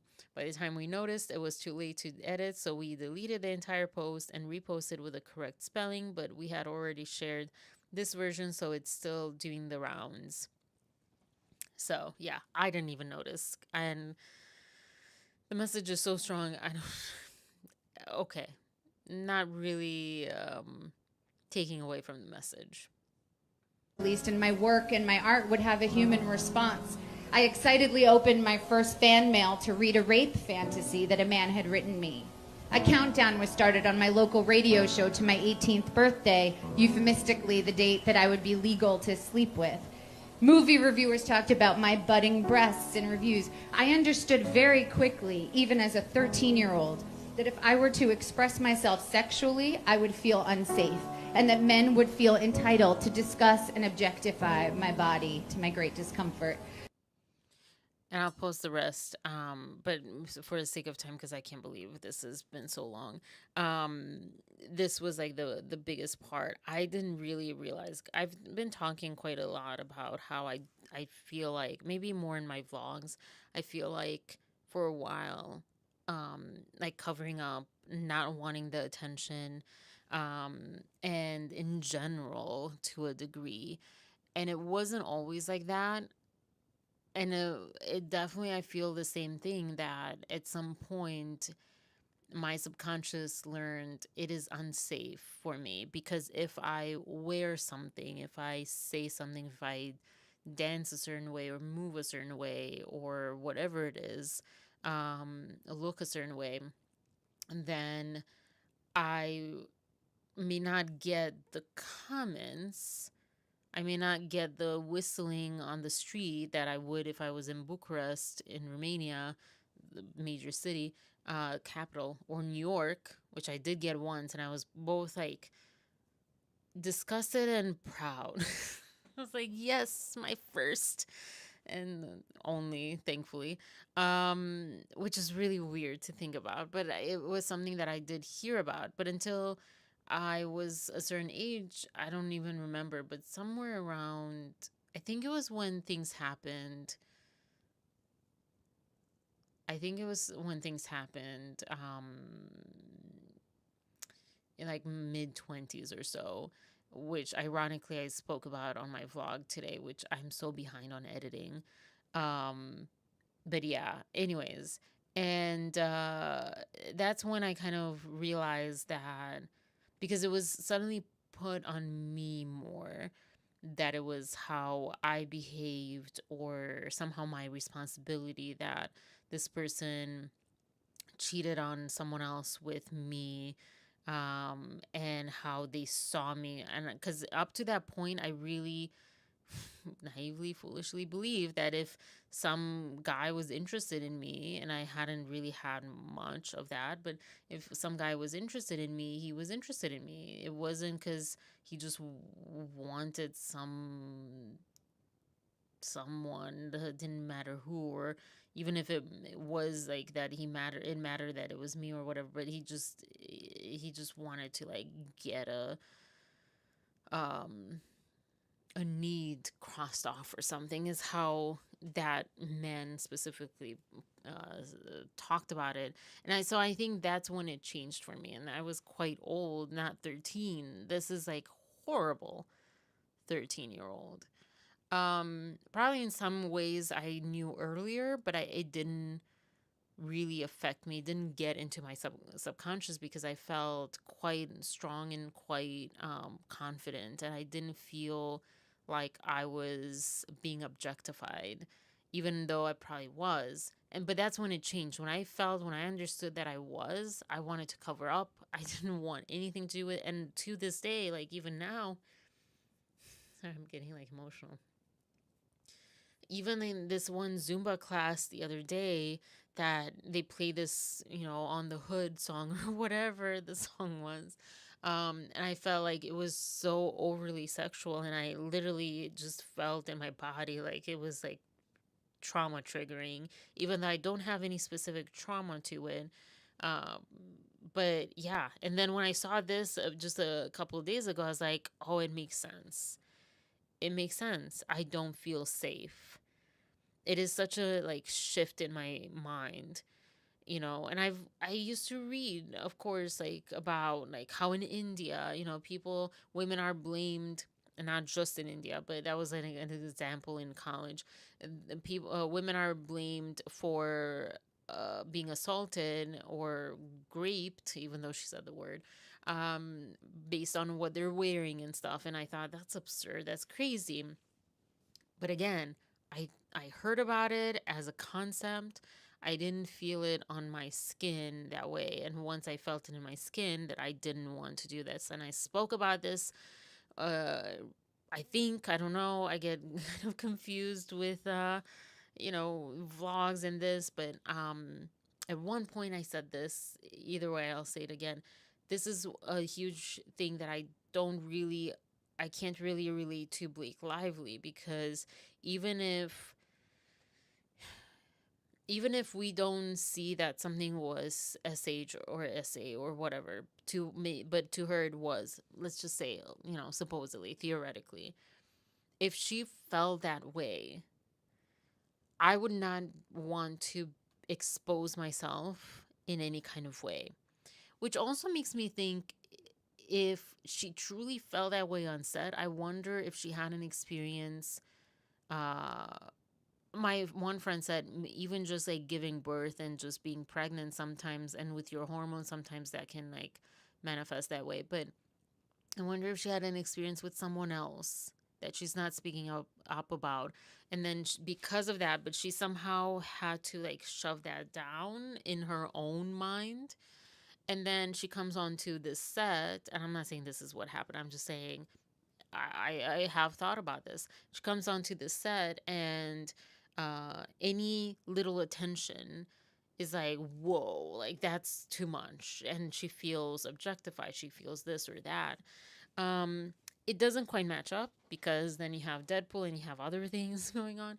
But I don't know. And I mean, honestly, like the way that I feel in now, and I feel in the last few months and really year, is I talked, I think, on my vlog, like it's my ex didn't do anything, like he didn't do anything bad, but I felt that way because I felt unseen, I guess, or something about it, about our relationship, about my life, about something made me feel like I wanted to cover up. I didn't want, there were times, like especially towards the end, I didn't want him to even touch me. I didn't feel good about that, which confused me so much. But it was around not feeling appreciated or loved, or yeah. And in the last, I'm revealing a lot.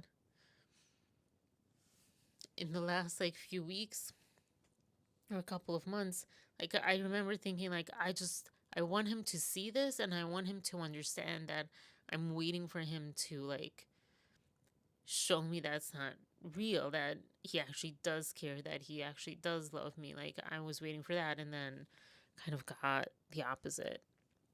So even that can make you feel like you want to cover up, and it can make you feel very susceptible and very vulnerable to feeling that closed off or just that uncomfortable around anything sexual.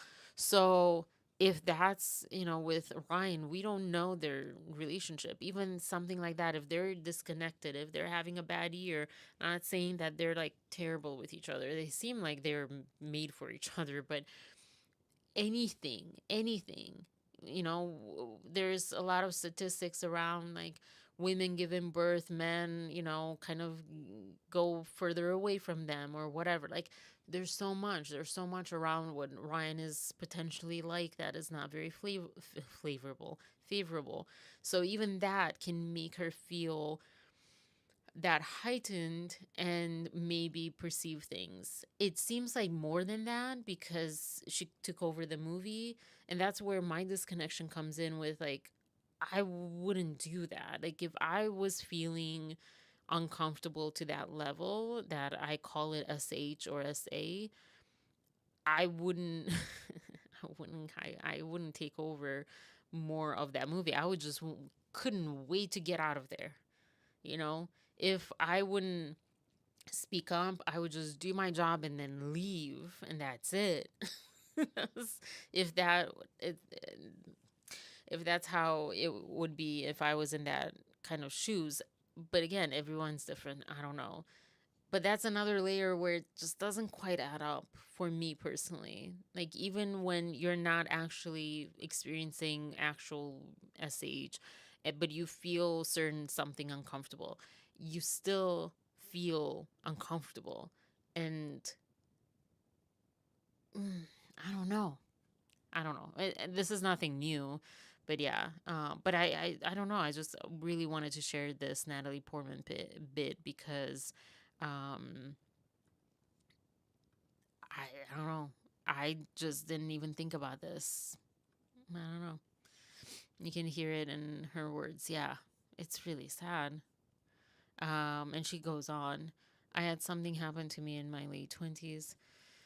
A complete alternate instant accident. Yeah. That's so bold with my clothes and gradually. Sorry. That's are you in my mind, April? That's exactly what I did. I understand precisely what she's saying here about hiding her spirit out of protection. I hate male attention. Yeah. I hate male attention too. And it was so confusing because like I loved my ex, like actual love, and it started where I loved his attention, and I liked our chemistry in that sense. But I also know someone who would have issues even from the beginning with their partner. And I always thought like there's something there. There's some sort of trauma or something where, because I don't think it's very natural. I know there's people who are not, what are they called? They just don't enjoy like affection or attention or whatever, like asexuals, yeah. And my first boyfriend, he he thought that I was that, but it was just him. I just wasn't into him. That's funny, but not funny, but true. Because he was really messed up. He played some really heavy mind games, and yeah, just really heavy mind games. So that was the problem, not my sexuality. And I knew that because I was like, it's just around you. So, like, I'm pretty sure I'm not. Although I don't like necessarily naked men and stuff, but that's not the same thing. But that's also coming. I don't know. This is like a rabbit hole. This is a whole Man Enough podcast episode that we could talk about with this topic. You see how she looks and speaks when she talks about her trauma. Blake doesn't show any signs of being. Yeah. And this is, she's talking about when she was 13, and she's definitely not 13, whether it's like yesterday or years ago. She's years from that moment, and you definitely can feel her power, not just like her like shakiness in it, but like her determination, like this was wrong. Blake is making freaking jokes. And she's talking about like other women and other women's voices. It is so PR. The Seth Meyers thing was so PR. It was so uncomfortable. Yeah. That's a good point, Maria. I should have highlighted that. Sorry. Yeah. All true. It's like she revels in the attention rather than feeling revulsion. Yeah. I don't know if she revels in the attention. I think I can see Blake being very uncomfortable right now. But fake, and like she's not shying away, or like, she could be uncomfortable because she's lying. I'm lazy talking right now. Like the interview, she was like, I can't talk about it. It's so dry. Yeah. I think she didn't like how nice Baldoni was. That probably made her feel uncomfortable. Yeah, it could be. Or just that it was vulnerable. That scene with the dancing. It's like, see, everyone, see, clearly she's uncomfortable. I'm like, yeah, but I don't see that she's uncomfortable with him because he's not doing anything. But I think she's uncomfortable, and people are like, oh, because she wants to like control the scene. That too, my theory was that she was uncomfortable because she's uncomfortable with intimacy. Period. It doesn't have to be that complicated. Because when you're like looking, and maybe it is more complicated than that, but when you're like looking into someone's eyes, because that's what he was wanting, like, me and my wife, we just look at each other for a long time, blah blah blah. And it's weird because I I was laughing with my ex at that time about this, but by that time we couldn't do that. I couldn't do that with him, but I've done that with him. I've looked into his eyes, for a long time. But yeah, you do. If you're uncomfortable with that, and she didn't call them psychopaths, but anyways. But if you're uncomfortable with that, and you're like on set with a man who is very comfortable with intimacy, and intimacy does not need to be sexual, just human intimacy. And if you aren't equipped to realize, oh, this is a me problem, you're going to blame it on the other person. So, yeah. Oh gosh, my laptop, where are you? Yeah, there's an anger that's missing. Yeah, exactly. There is. It is. People like Tilted Lawyer Omar said also that she's so dry that, real victims, she doesn't sound like it. I mean, but to what she explains that she sees as age, no. The one thing about the corn addiction thing, I remember, I don't know if I said this already. Sorry if I said this already, but I remember because I think he said, or someone said that like, oh, that's not a big deal or something. I think Lauren, Court of Random Opinion, Lauren, she was saying that if someone has done the work truly and healed and is past that, and they're sharing their experience, from that point of view, then that's great and it's worth celebrating, not shaming. And I agree with that. My previous friend had a very different understanding of what Blake said about that. And this is where like I was like, oh, my friend is like distorted, like full on distorted, because I was reading what my friend said and what Blake said, and it wasn't the same thing. And I remember this with like Trump, the first election. People were like, this is what he said. And I'm like, literally, that's not what he said. So the corn addiction thing, my friend was like, yeah, like I went through the same thing. Like my ex didn't take no for an answer as far as like talking about corn. We know, it's not C, it's P, but whatever.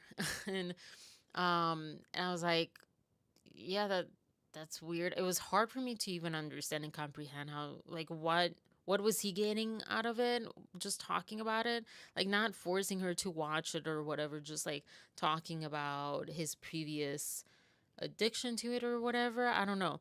But it was sounding like she was like, yeah, he didn't understand my boundaries. And I equated what I heard from her was something like I experienced with another friend that always uses the F word and a lot of swear words.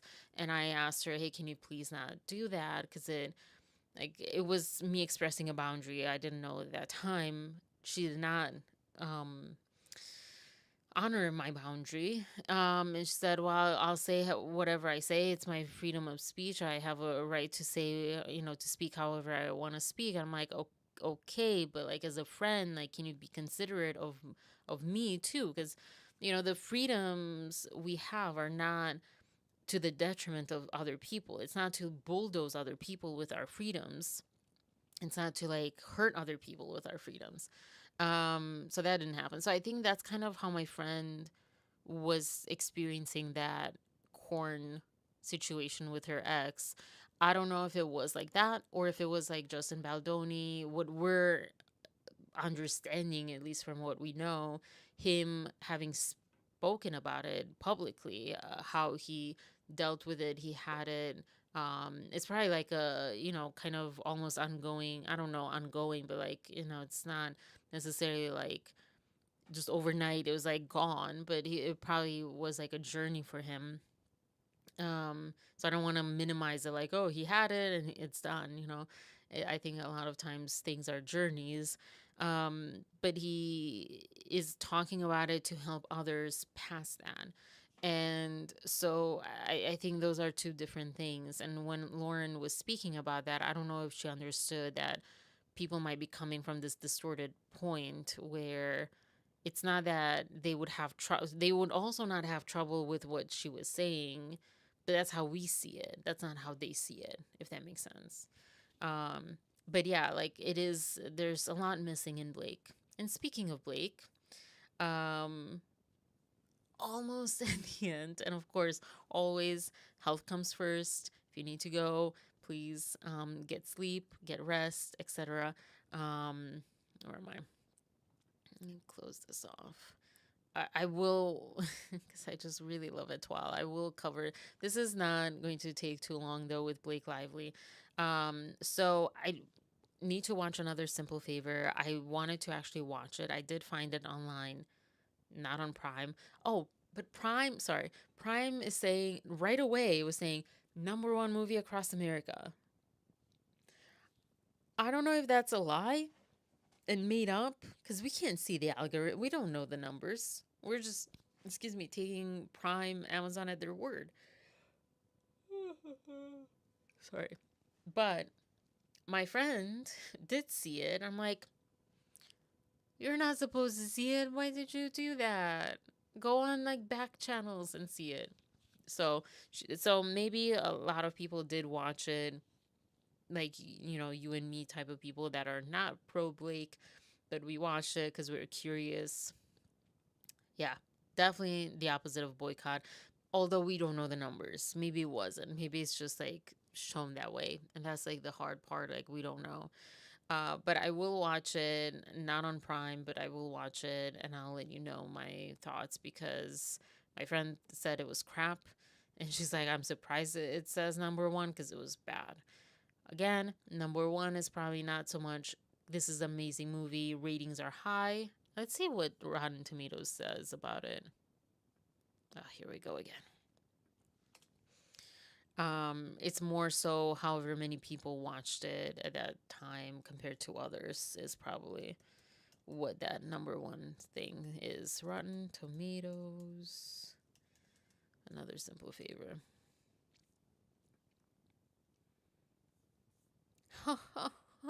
66 and 41%. Out of a 500 ratings, it got 41%.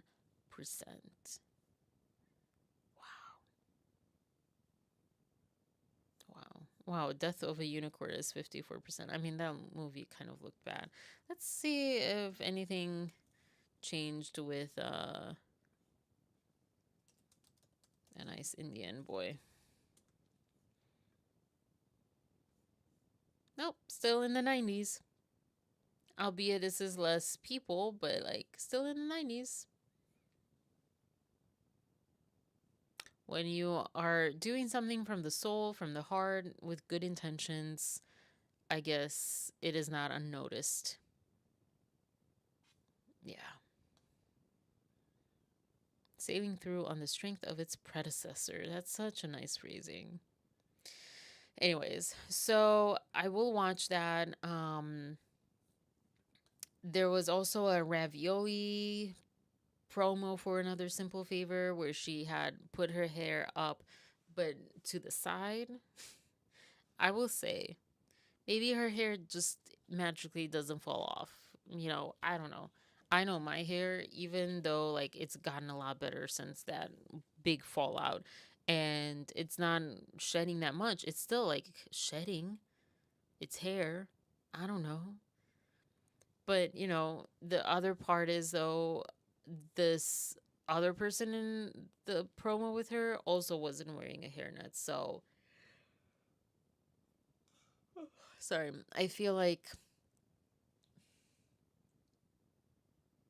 maybe we're being a little too unreasonable with that. We're just picking. And then there's Paul Fikes. No Star shows up to just act, and we're a gang of people, whatever.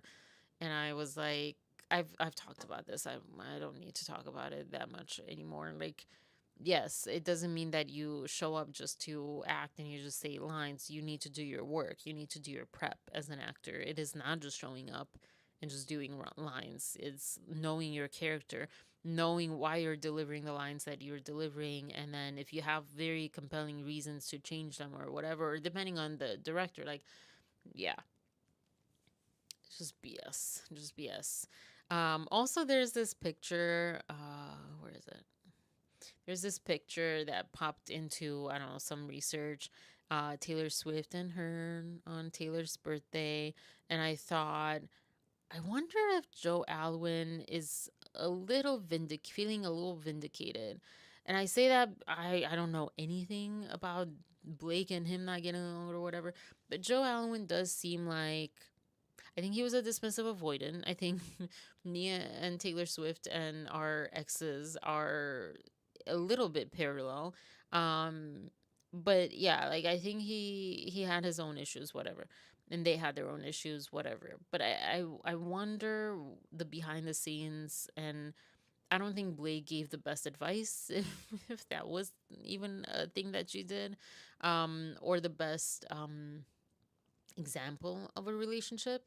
So I wonder if, because I feel like my ex would probably feel that way if I had a friend like Blake, and you know, and vice versa. I would feel that way too if the roles were reversed. If like your significant other at whatever time had a friend that was like just a bad influence, and you're just like, you know, whatever, just a normal person over there with your own issues or whatever, not that bad, and now they're in trouble. I don't know. So that's a thought that came to mind. Don't know too much about them, but yeah. So Melanie King, oh boy, she found, where is it? Oh, she found this. I don't know. Maybe you already saw it. Can I help you? Hold on. It's this SNL skit where, oh gosh, where, why are you so bad, iPad? Where Blake doesn't do blackface, but I don't think this is like any way, shape, or form better. And I don't think she's really good at it either. Can I help you? Hey, how much this skirt be? Well, it's Prada, and I'm almost certain it's out of your price range. You need to drop that attitude. I'm in no kind of mood for that. I need my mama. Mama, where you is, girl? Oh my goodness, so many bags. I'm overheating. What y'all got the heat on up in here? Cause girl, I'm gonna have to take a paper He's like towel the to my best. underboobies. I don't know. I love him. So stoked. So anyway, Mama, where you been? Oh, I was just grabbing some cadaver samples, you know. Excuse me, can you hold this bag for a second, please? What, excuse me? It's like that? You just gonna ignore me? Oh, no, that's my mama. Okay, there is no need to be ignorant. You ain't got to be ignorant, okay? Oh. Snap, Mama. That's a mannequin. Oh, girl, you right. That is a mannequin. It ain't got no head.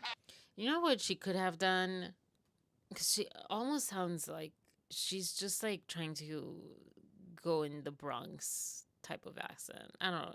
I think I don't think she's doing a great job. But anyways, this was on Melanie's, well, I think it was a different video that she referenced this post that she made. I'll link that below. You can watch the rest if you really want to. It doesn't get better. It doesn't get better. And in this video, which I'll also reference, but there was something, I don't know. But she references this interview. There's so many things in this interview. Oh my gosh, there's so many. I'm not going to cover all of them, but I'll just go to, well, let me just show you the pictures. Try to remove this ad. But while I'll read you some highlights. They see, so I think it helps a lot for women to produce their own stuff. Nobody's going to fight for you as much as you fight for yourself. And that's like, doesn't sound great right now. That's so cringe. Yeah. So it was horrible acting. Also, just, I don't think very good, especially with her, you know, getting married on a plantation and all, like having, I just remember like her putting on blackface to stalk a guy she had a crush on. Just I don't even know. Anyways, like just to think about that. Anyways, all right. But yeah, so yeah, like it's just cringe on a whole lot of levels. But yeah, in this Glamour magazine thing, she talks about, you know, women. I know a lot of great men, directors, producers, studio heads looking to tell stories about women. Some because they're drawn to these stories, some because their husbands or fathers. They are husbands or fathers and want to see women in their life represented more accurately. And some just because they look at numbers. They see Wonder Woman has replaced religion in America. We should probably invest in female movies. What? That's a stupid comment. That's a stupid quote. Wonder Woman has replaced religion in America. Okay. Then she gets asked about Child Rescue Coalition, which she partnered with or so. And she talks about how she asked a law enforcement agent how young are kids in child graphy thing.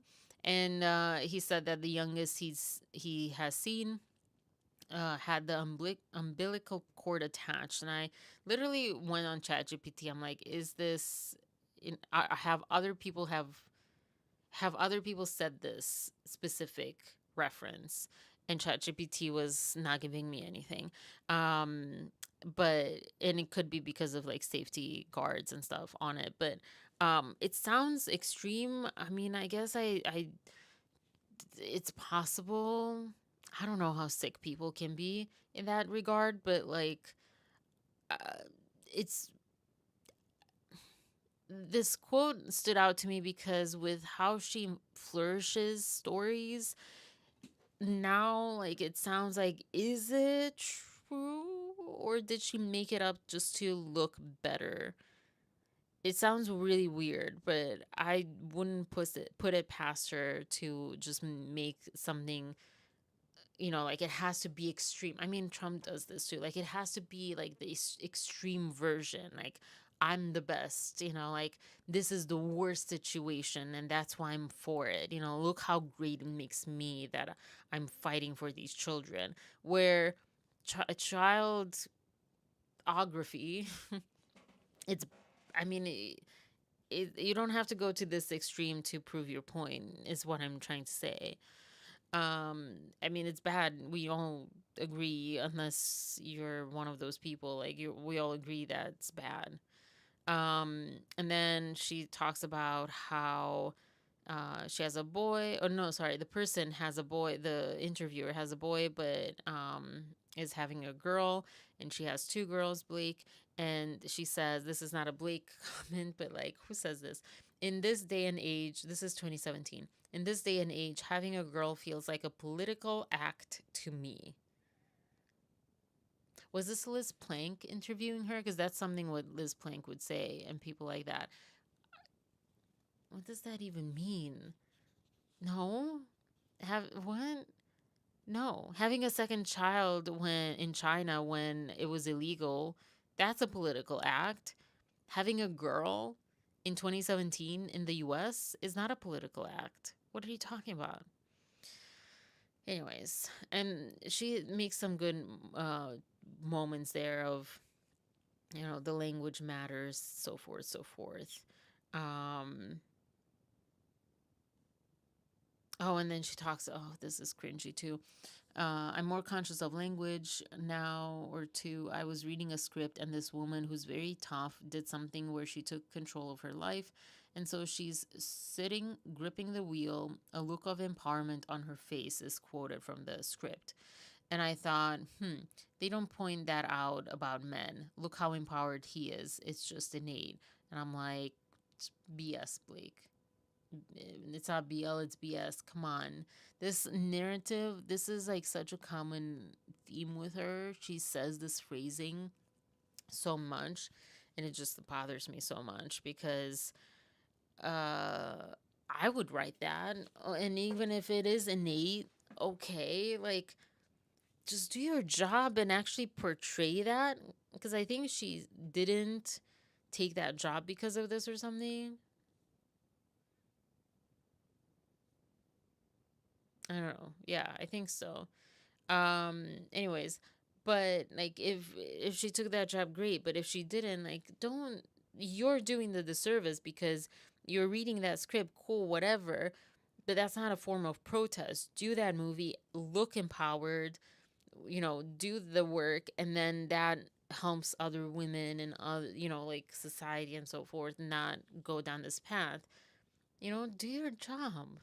And then she talks about, I feel articles always talk about this perfect life you have. This is the interviewer.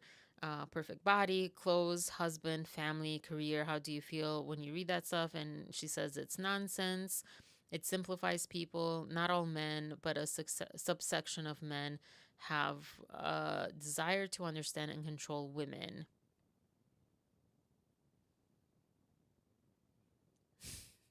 So I read this and it's still kind of weird to me.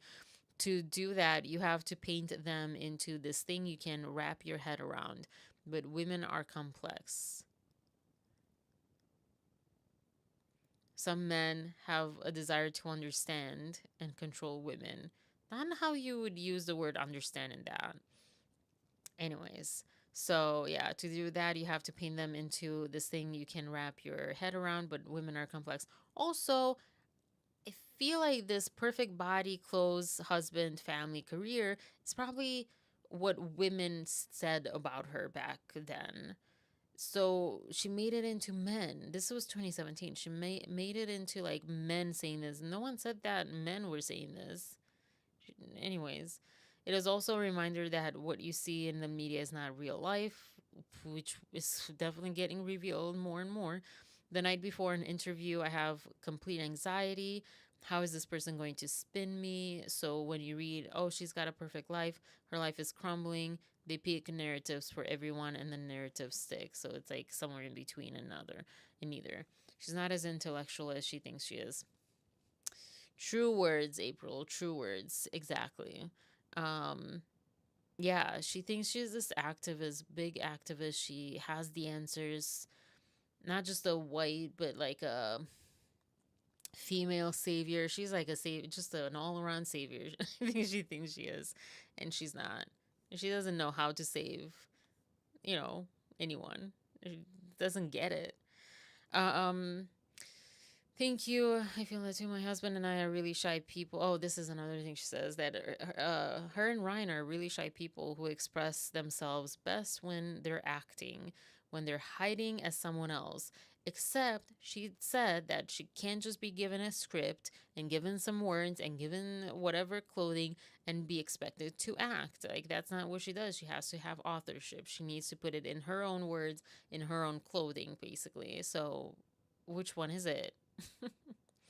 So the fact that the very shy people have to share that shy person with the world and are sometimes hurt by it, it's very weird emotionally. Anyway, champagne problems. So poor them. They're so shy. And I'm not discrediting that, because bullies are hurt people, you know, like people, narcissists are the most insecure people on the planet, probably. That's why they're narcissists, because they have to build this image. They have to constantly feel like the world is telling them they're perfect and all that stuff, because they feel so imperfect. So I'm not saying that, and I'm not saying that they're narcissists or whatever, but I'm saying like they maybe are shy and they're putting this super awkward, super bad persona. They maybe need to change that up and just be real. And if they are shy and they're just really lost in their personas or whatever, that their coping mechanisms, we would understand. Like, this is the thing, we would understand. This is the era of being imperfect, that people want to see you as like regular human beings, not these polished people. But they're the ones that keep putting this polished look out there right now, at least. So this is the part that Melanie talked about, and I don't know where is. Oh, it's right here. So let's talk about writing your own narratives. Ryan's tweets about your family are amazing. One example: my daughter gets so pumped watching Disney films. She loves that they all have singing, dancing, and a part when the parents die. So his humor, just dark humor for sure. He just really needs therapy. That sounds like not a very like good mindset to have. And then she laughs and says he may as well work for the Inquirer. I don't know what that means, honestly. When he says my daughter, he's never ever talking about her. Everything is a completely made up scenario. When I heard this on Melanie's, I was like, what the heck? Literally, that I had to comment on her video. I'm like, regarding this article, what the heck? What the heck? He'll run them by me sometimes just to make me laugh. But oh, I'm so in love. This is also so weird. Why is she saying this now? But oh, I'm so in love with him when he writes that stuff. I mean, I'm in love with him most of the time, but especially with that. To which the interviewer goes, you said most of the time. Blake says, I said most of the time because if I say I'm so in love with him all the time, then you get that eye rolling. Oh, her life is so great. She's so perfect. So it's like my defense mechanism. Girl, what? Who talks like that? What are you? Brain. What's going on in that brain? There's so many things wrong with that. But anyways, the whole daughter thing, because oh yeah, she lied about her daughter's birthday. Believe Melanie also found that out. I don't know, maybe someone else found it. I don't know, but that's where I found it, on Melanie's another video of hers. Her daughter's birthdays are September, October, and December or something. And August 15th is Napoleon and what's her name? Jennifer Lawrence, right? And also Ben Affleck's birthday.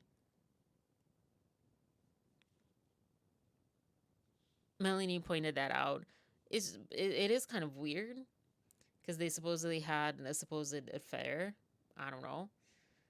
But also, why would you lie about your freaking daughter's? What the heck?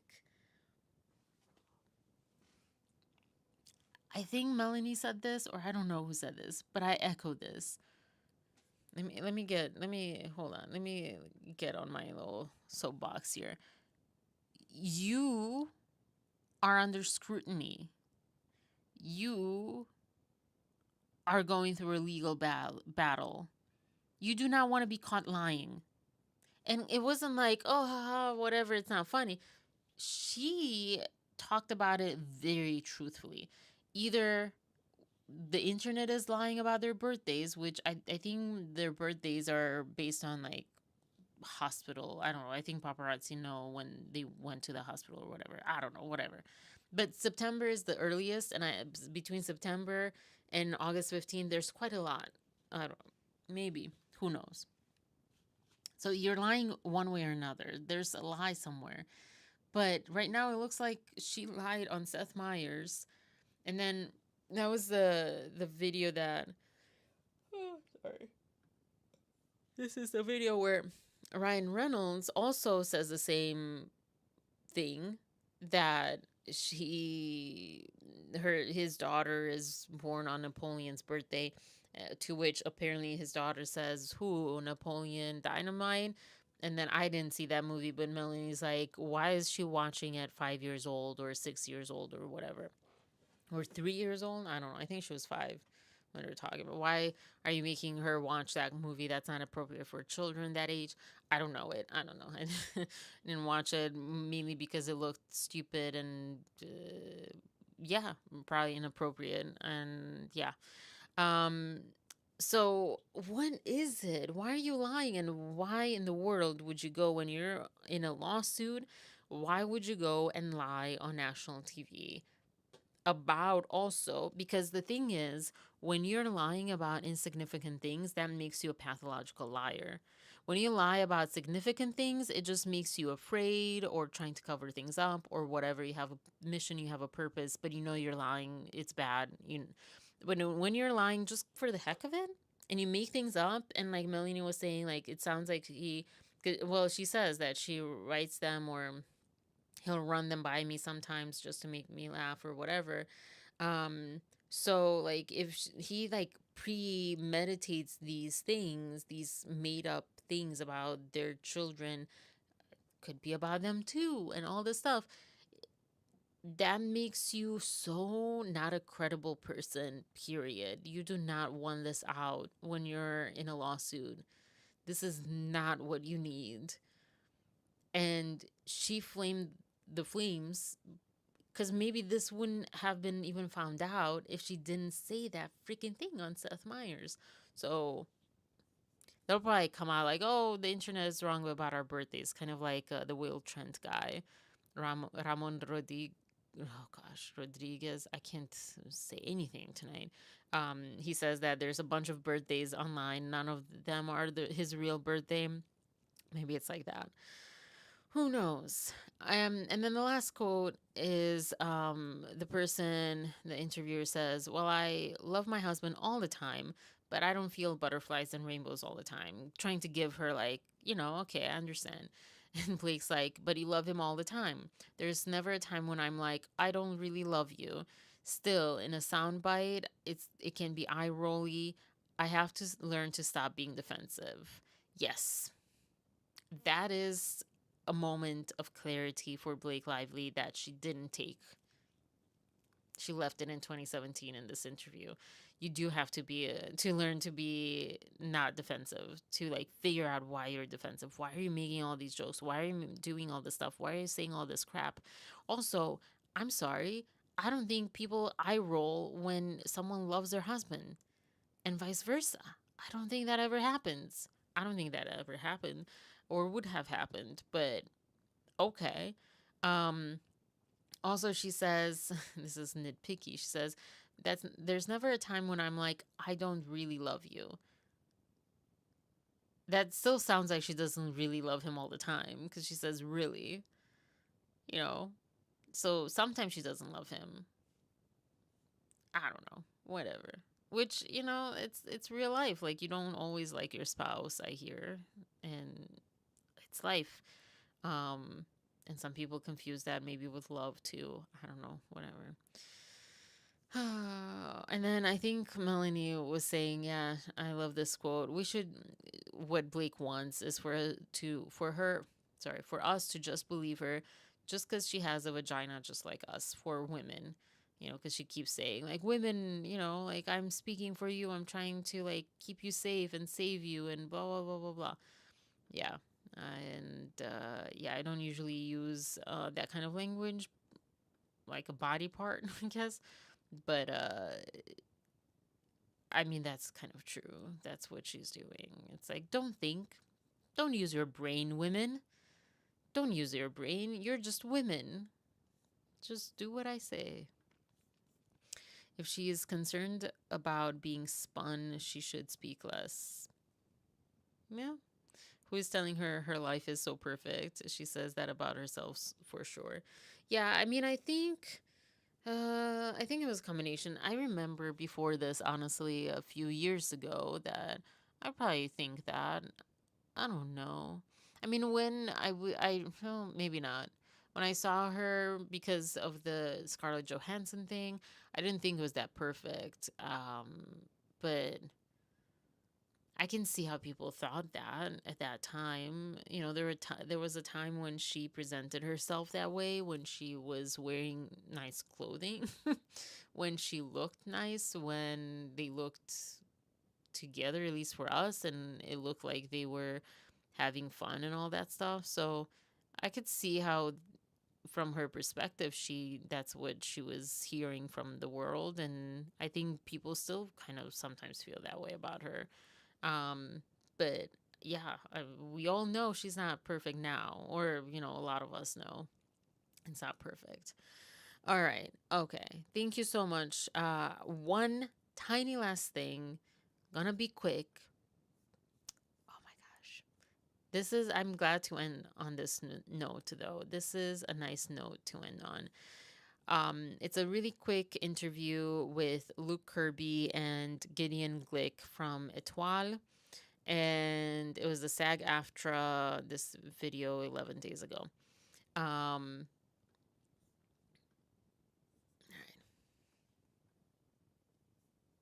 Years of your careers that you found to be something that grounds you and gets you through tough times, because this job has a lot of tough moments. And either of you can begin, whoever feels inspired. I mean, I would just say keep inspiring yourself. I mean, you know, go see a play. I mean, you can't here, but in New York you can. There's some plays you can see. Hey, I saw a play. You're right. A few months ago. You went to Pasadena.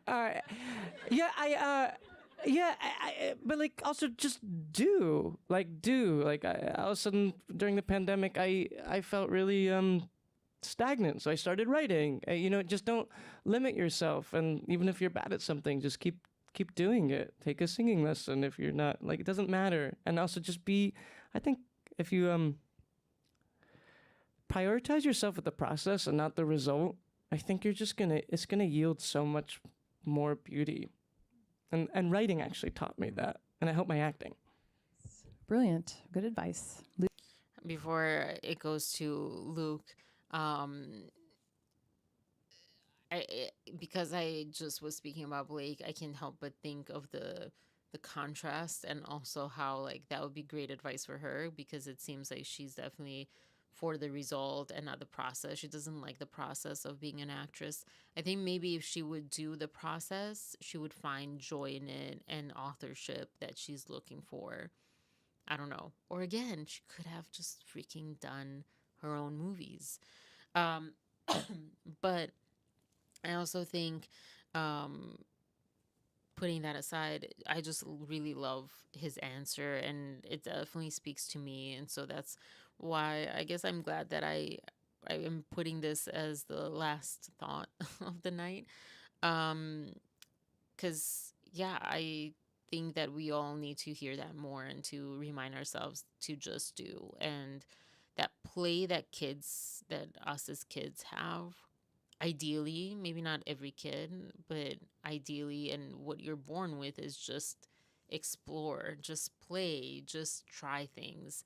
No kid is like, I can't sing. They don't know they can sing or can't. They just sing and it comes out and they learn. They don't, no kid is born speaking any language. They learn and they make mistakes and they get it wrong and they keep doing it. And so I love this, prioritizing the process, not the result. And even if you're bad at something, just do it. And inspiring yourself also, which comes more at her. I think it stuck with her. Luke goes into I think a different direction. But yeah, I inspire yourself. I think she mentions it in a bit. Inspire yourself with things that are not directly related to. That was inspirational to me to hear, and I've already kind of had a sense of that a little bit, but it's so hard to get ourselves to do it because we have to be productive. If it's not related, if it's not directly related, it's a waste of time. At least I think as artists that haven't made it, I can at least say that about me. It's hard for me to go to, I don't like the art museum that much, but hard for me to go to an art museum, excuse me, when I want to be an actress or a director or a singer or whatever. But that's where you get inspired from other sources or to take like science classes or whatever. Yeah, anyways, Luke's answer. Oh, it's awful. It's so awful.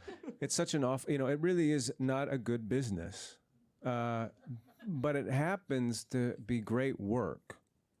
And the work doesn't demand the business. And so I just feel like you can always be working in your own capacity. But it is not easy.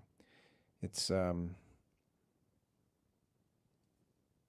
just got to find a way to take care of yourself. Really, really to take care of yourself and really not to lose sight of the work versus the expectation and the other thing. And stay inspired, to your point. Like I find going to a museum and something that's artistic but not the same exact thing I'm doing, I find like, oh, that photograph really spoke to me. And seeing other forms of art. I think you got to be with people.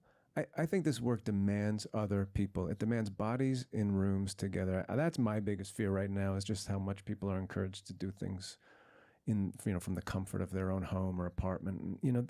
That's fine in degrees, but I really think that we're drawn to this work because we want to be together, like in proximity to each other. It is a carnal exercise, and I don't want anyone to take that away. I really don't. So I think get together with people and, play bridge.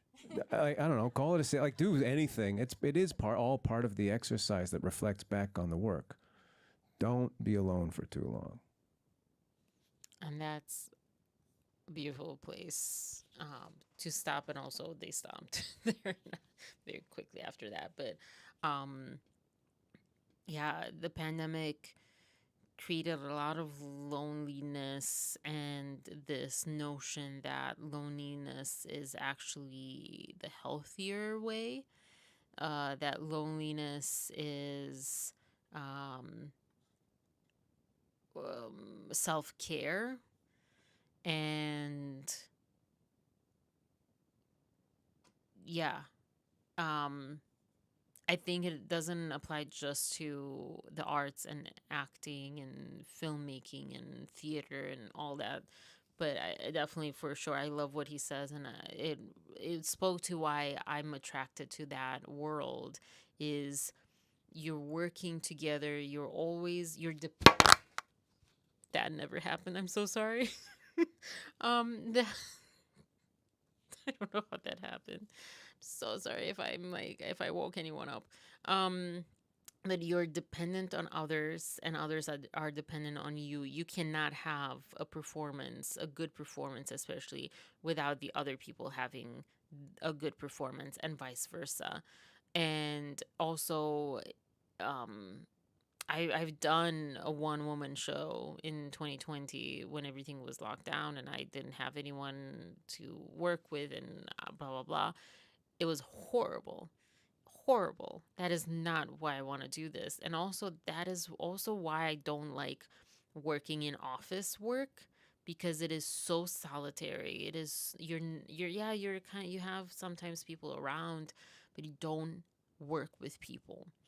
And so yeah, that's just like me personally. I don't know if that resonates with you, but I love what he says. I love him saying, pointing out like we're encouraged to do things from our own home, from like just like internet or separate, Zoom call, whatever. Um, and to just get together, don't be alone for too long. And also that don't lose sight, and our demands other people. Don't lose sight of work versus expectation. Again, you can apply that to the Blake Lively of it all. Um, but I think it's daily. I'm trying to get in shape. I'm working out and I'm enjoying going to Zumba, for example.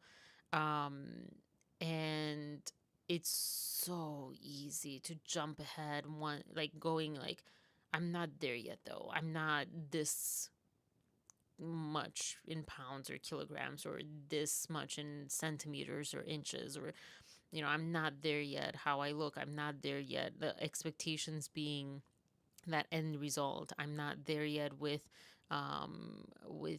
relationships, with my YouTube, with everything. With YouTube, it really resonated. I was actually talking about something very similar today with my massage therapist, which I guess kind of doubled as my therapist in a way. That like it's the journey that I found is hopefully what makes it more stable, because you can, if you're a robot and you go and you do things a specific way, yes, you can blow up online and you can have like even with Lauren sending her audience, the last a few weeks ago, a couple weeks ago, the last kind of a couple of things, like yeah, you can blow up, you can have the audience, people can see you. But if you don't know yourself and you haven't figured out who you are and what you're about and what your channel is about and what your videos are about, which I'm still figuring out, um, they won't stick, nothing lasts, and you will burn out and you can't last. They say a lot more now, like you don't have to post every day if you cannot sustain that.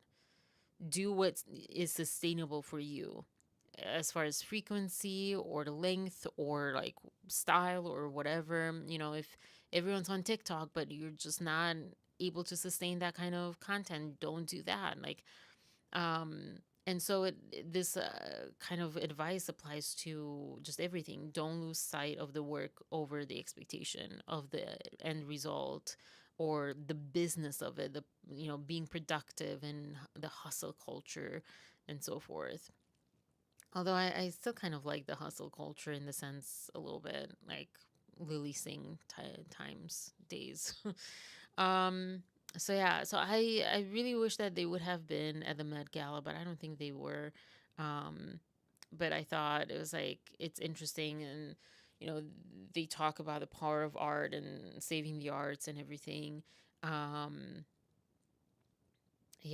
what did I say here? Oh yeah, the power of art, because I love this show so much, and the power of art done well and from the heart and from the soul, from a sincere place.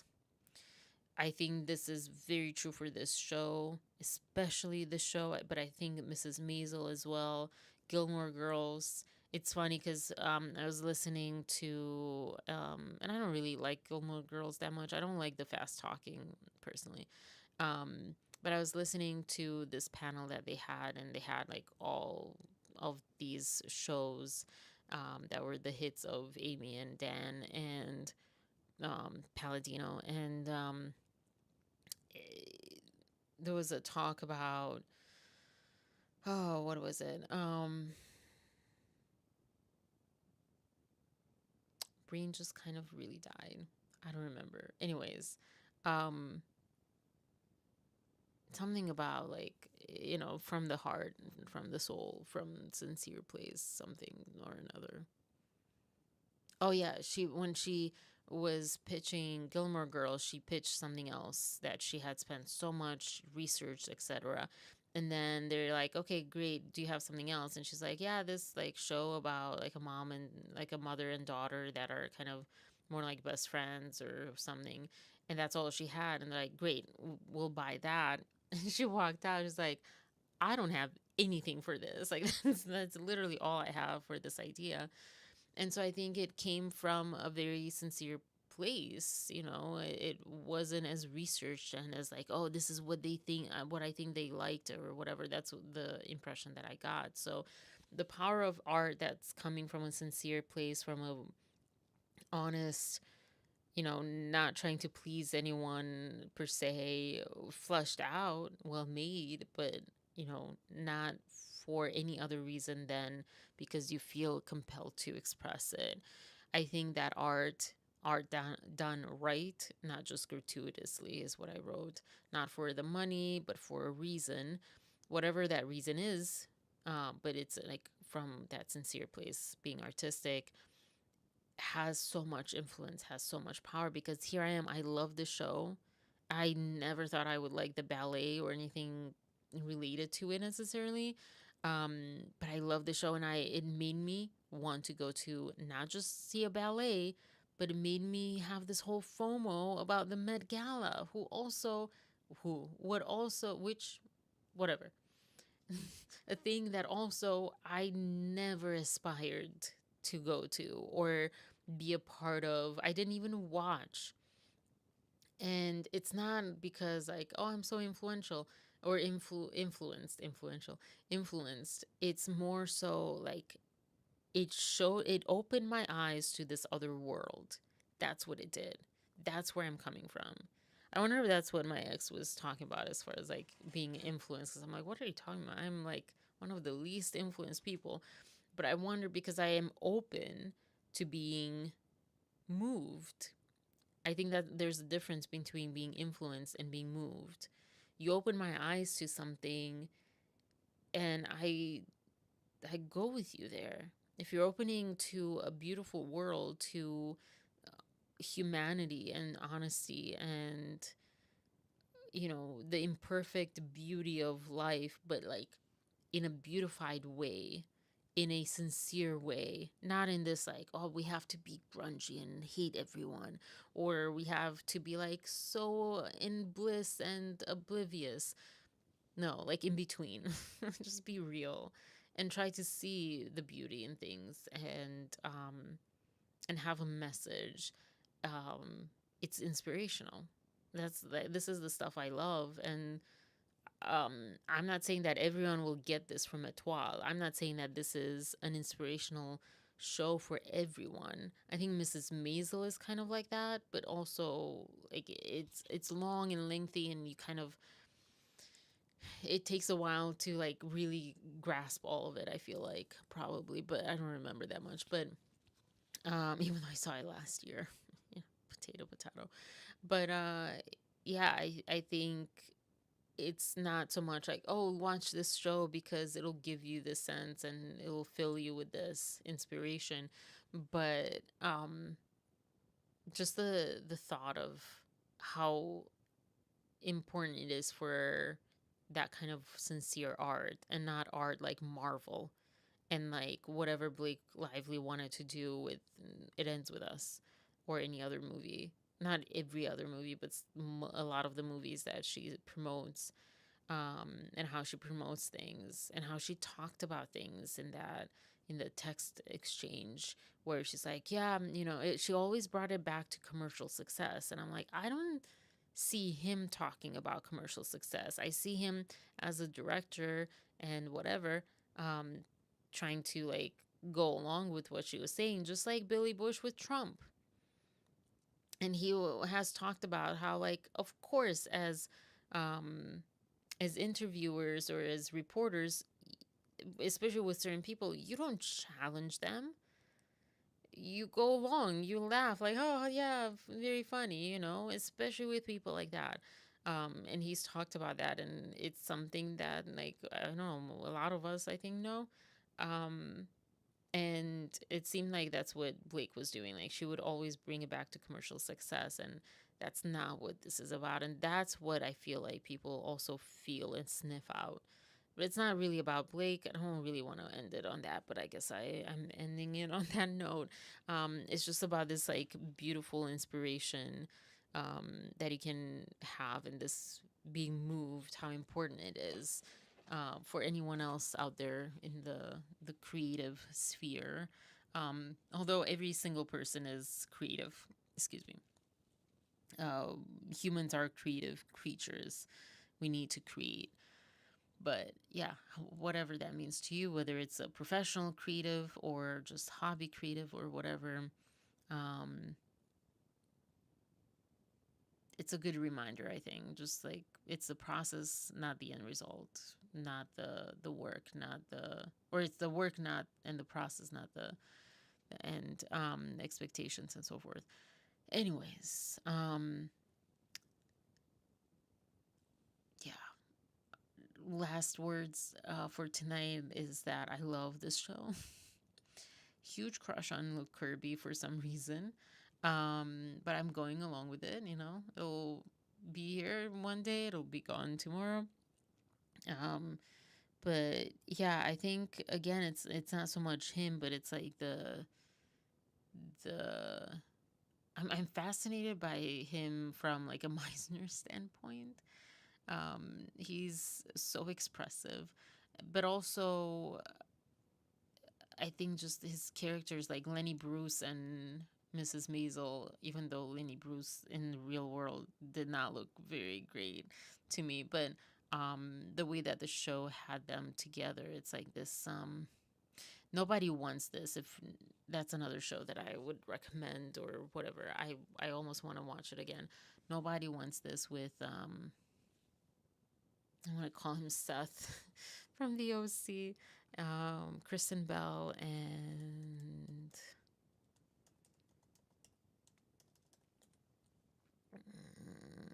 Adam Brody. Adam Brody. There you go. That kind of is,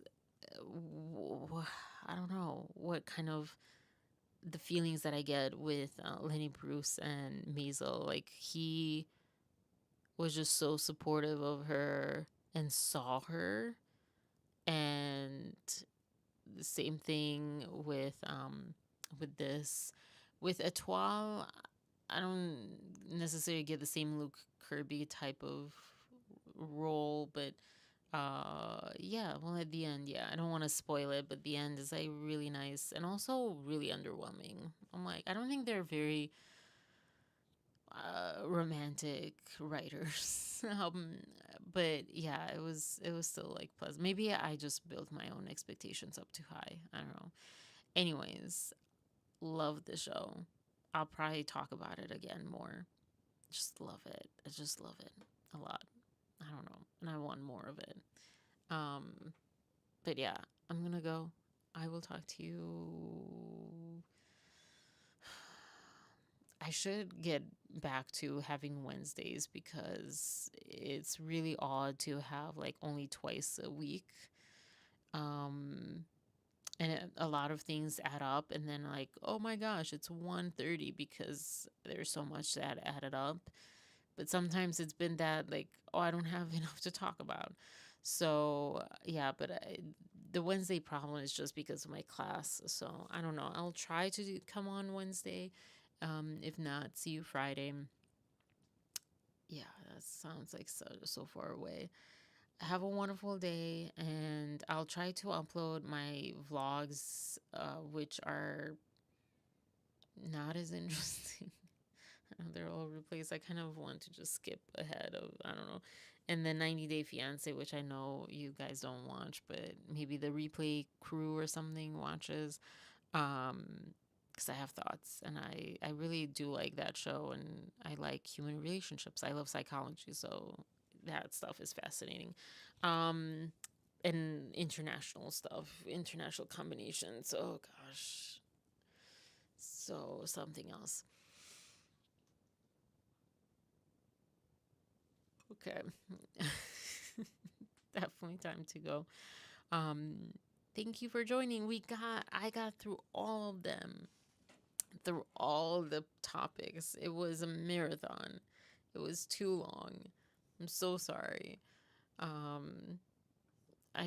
feel a lot better now, though, that we got through it. And then, there's always replay that that works. But yeah, cool. I don't know. I feel pretty good. I shared a lot tonight. Have a wonderful night. Have a wonderful week. Thank you for being here. Thank you for watching. Well, go back to sleep, Rabia. I was hoping that I didn't wake anyone up that fell asleep with my mic drop, literally, not on purpose. Mic drop. We can do Monday. Yeah. It's more so that I am struggling finding the time because I'm also working on myself and my life. We'll see. But yeah, it was it's just been a long day. Oh, no. I mean, I honestly, like, if you guys put this on to go to bed, I do not find that offensive at all. I would be honored because I know how hard sometimes it can be to go to bed or fall asleep, and you just need kind of, I don't know, storytelling. But sometimes I'm a little too big. So yeah. But yeah, no worries, Rabia. Have a good night, and peace, love, compassion, empathy, all the stuff. I don't know. All right, guys. Bye. Have a good night.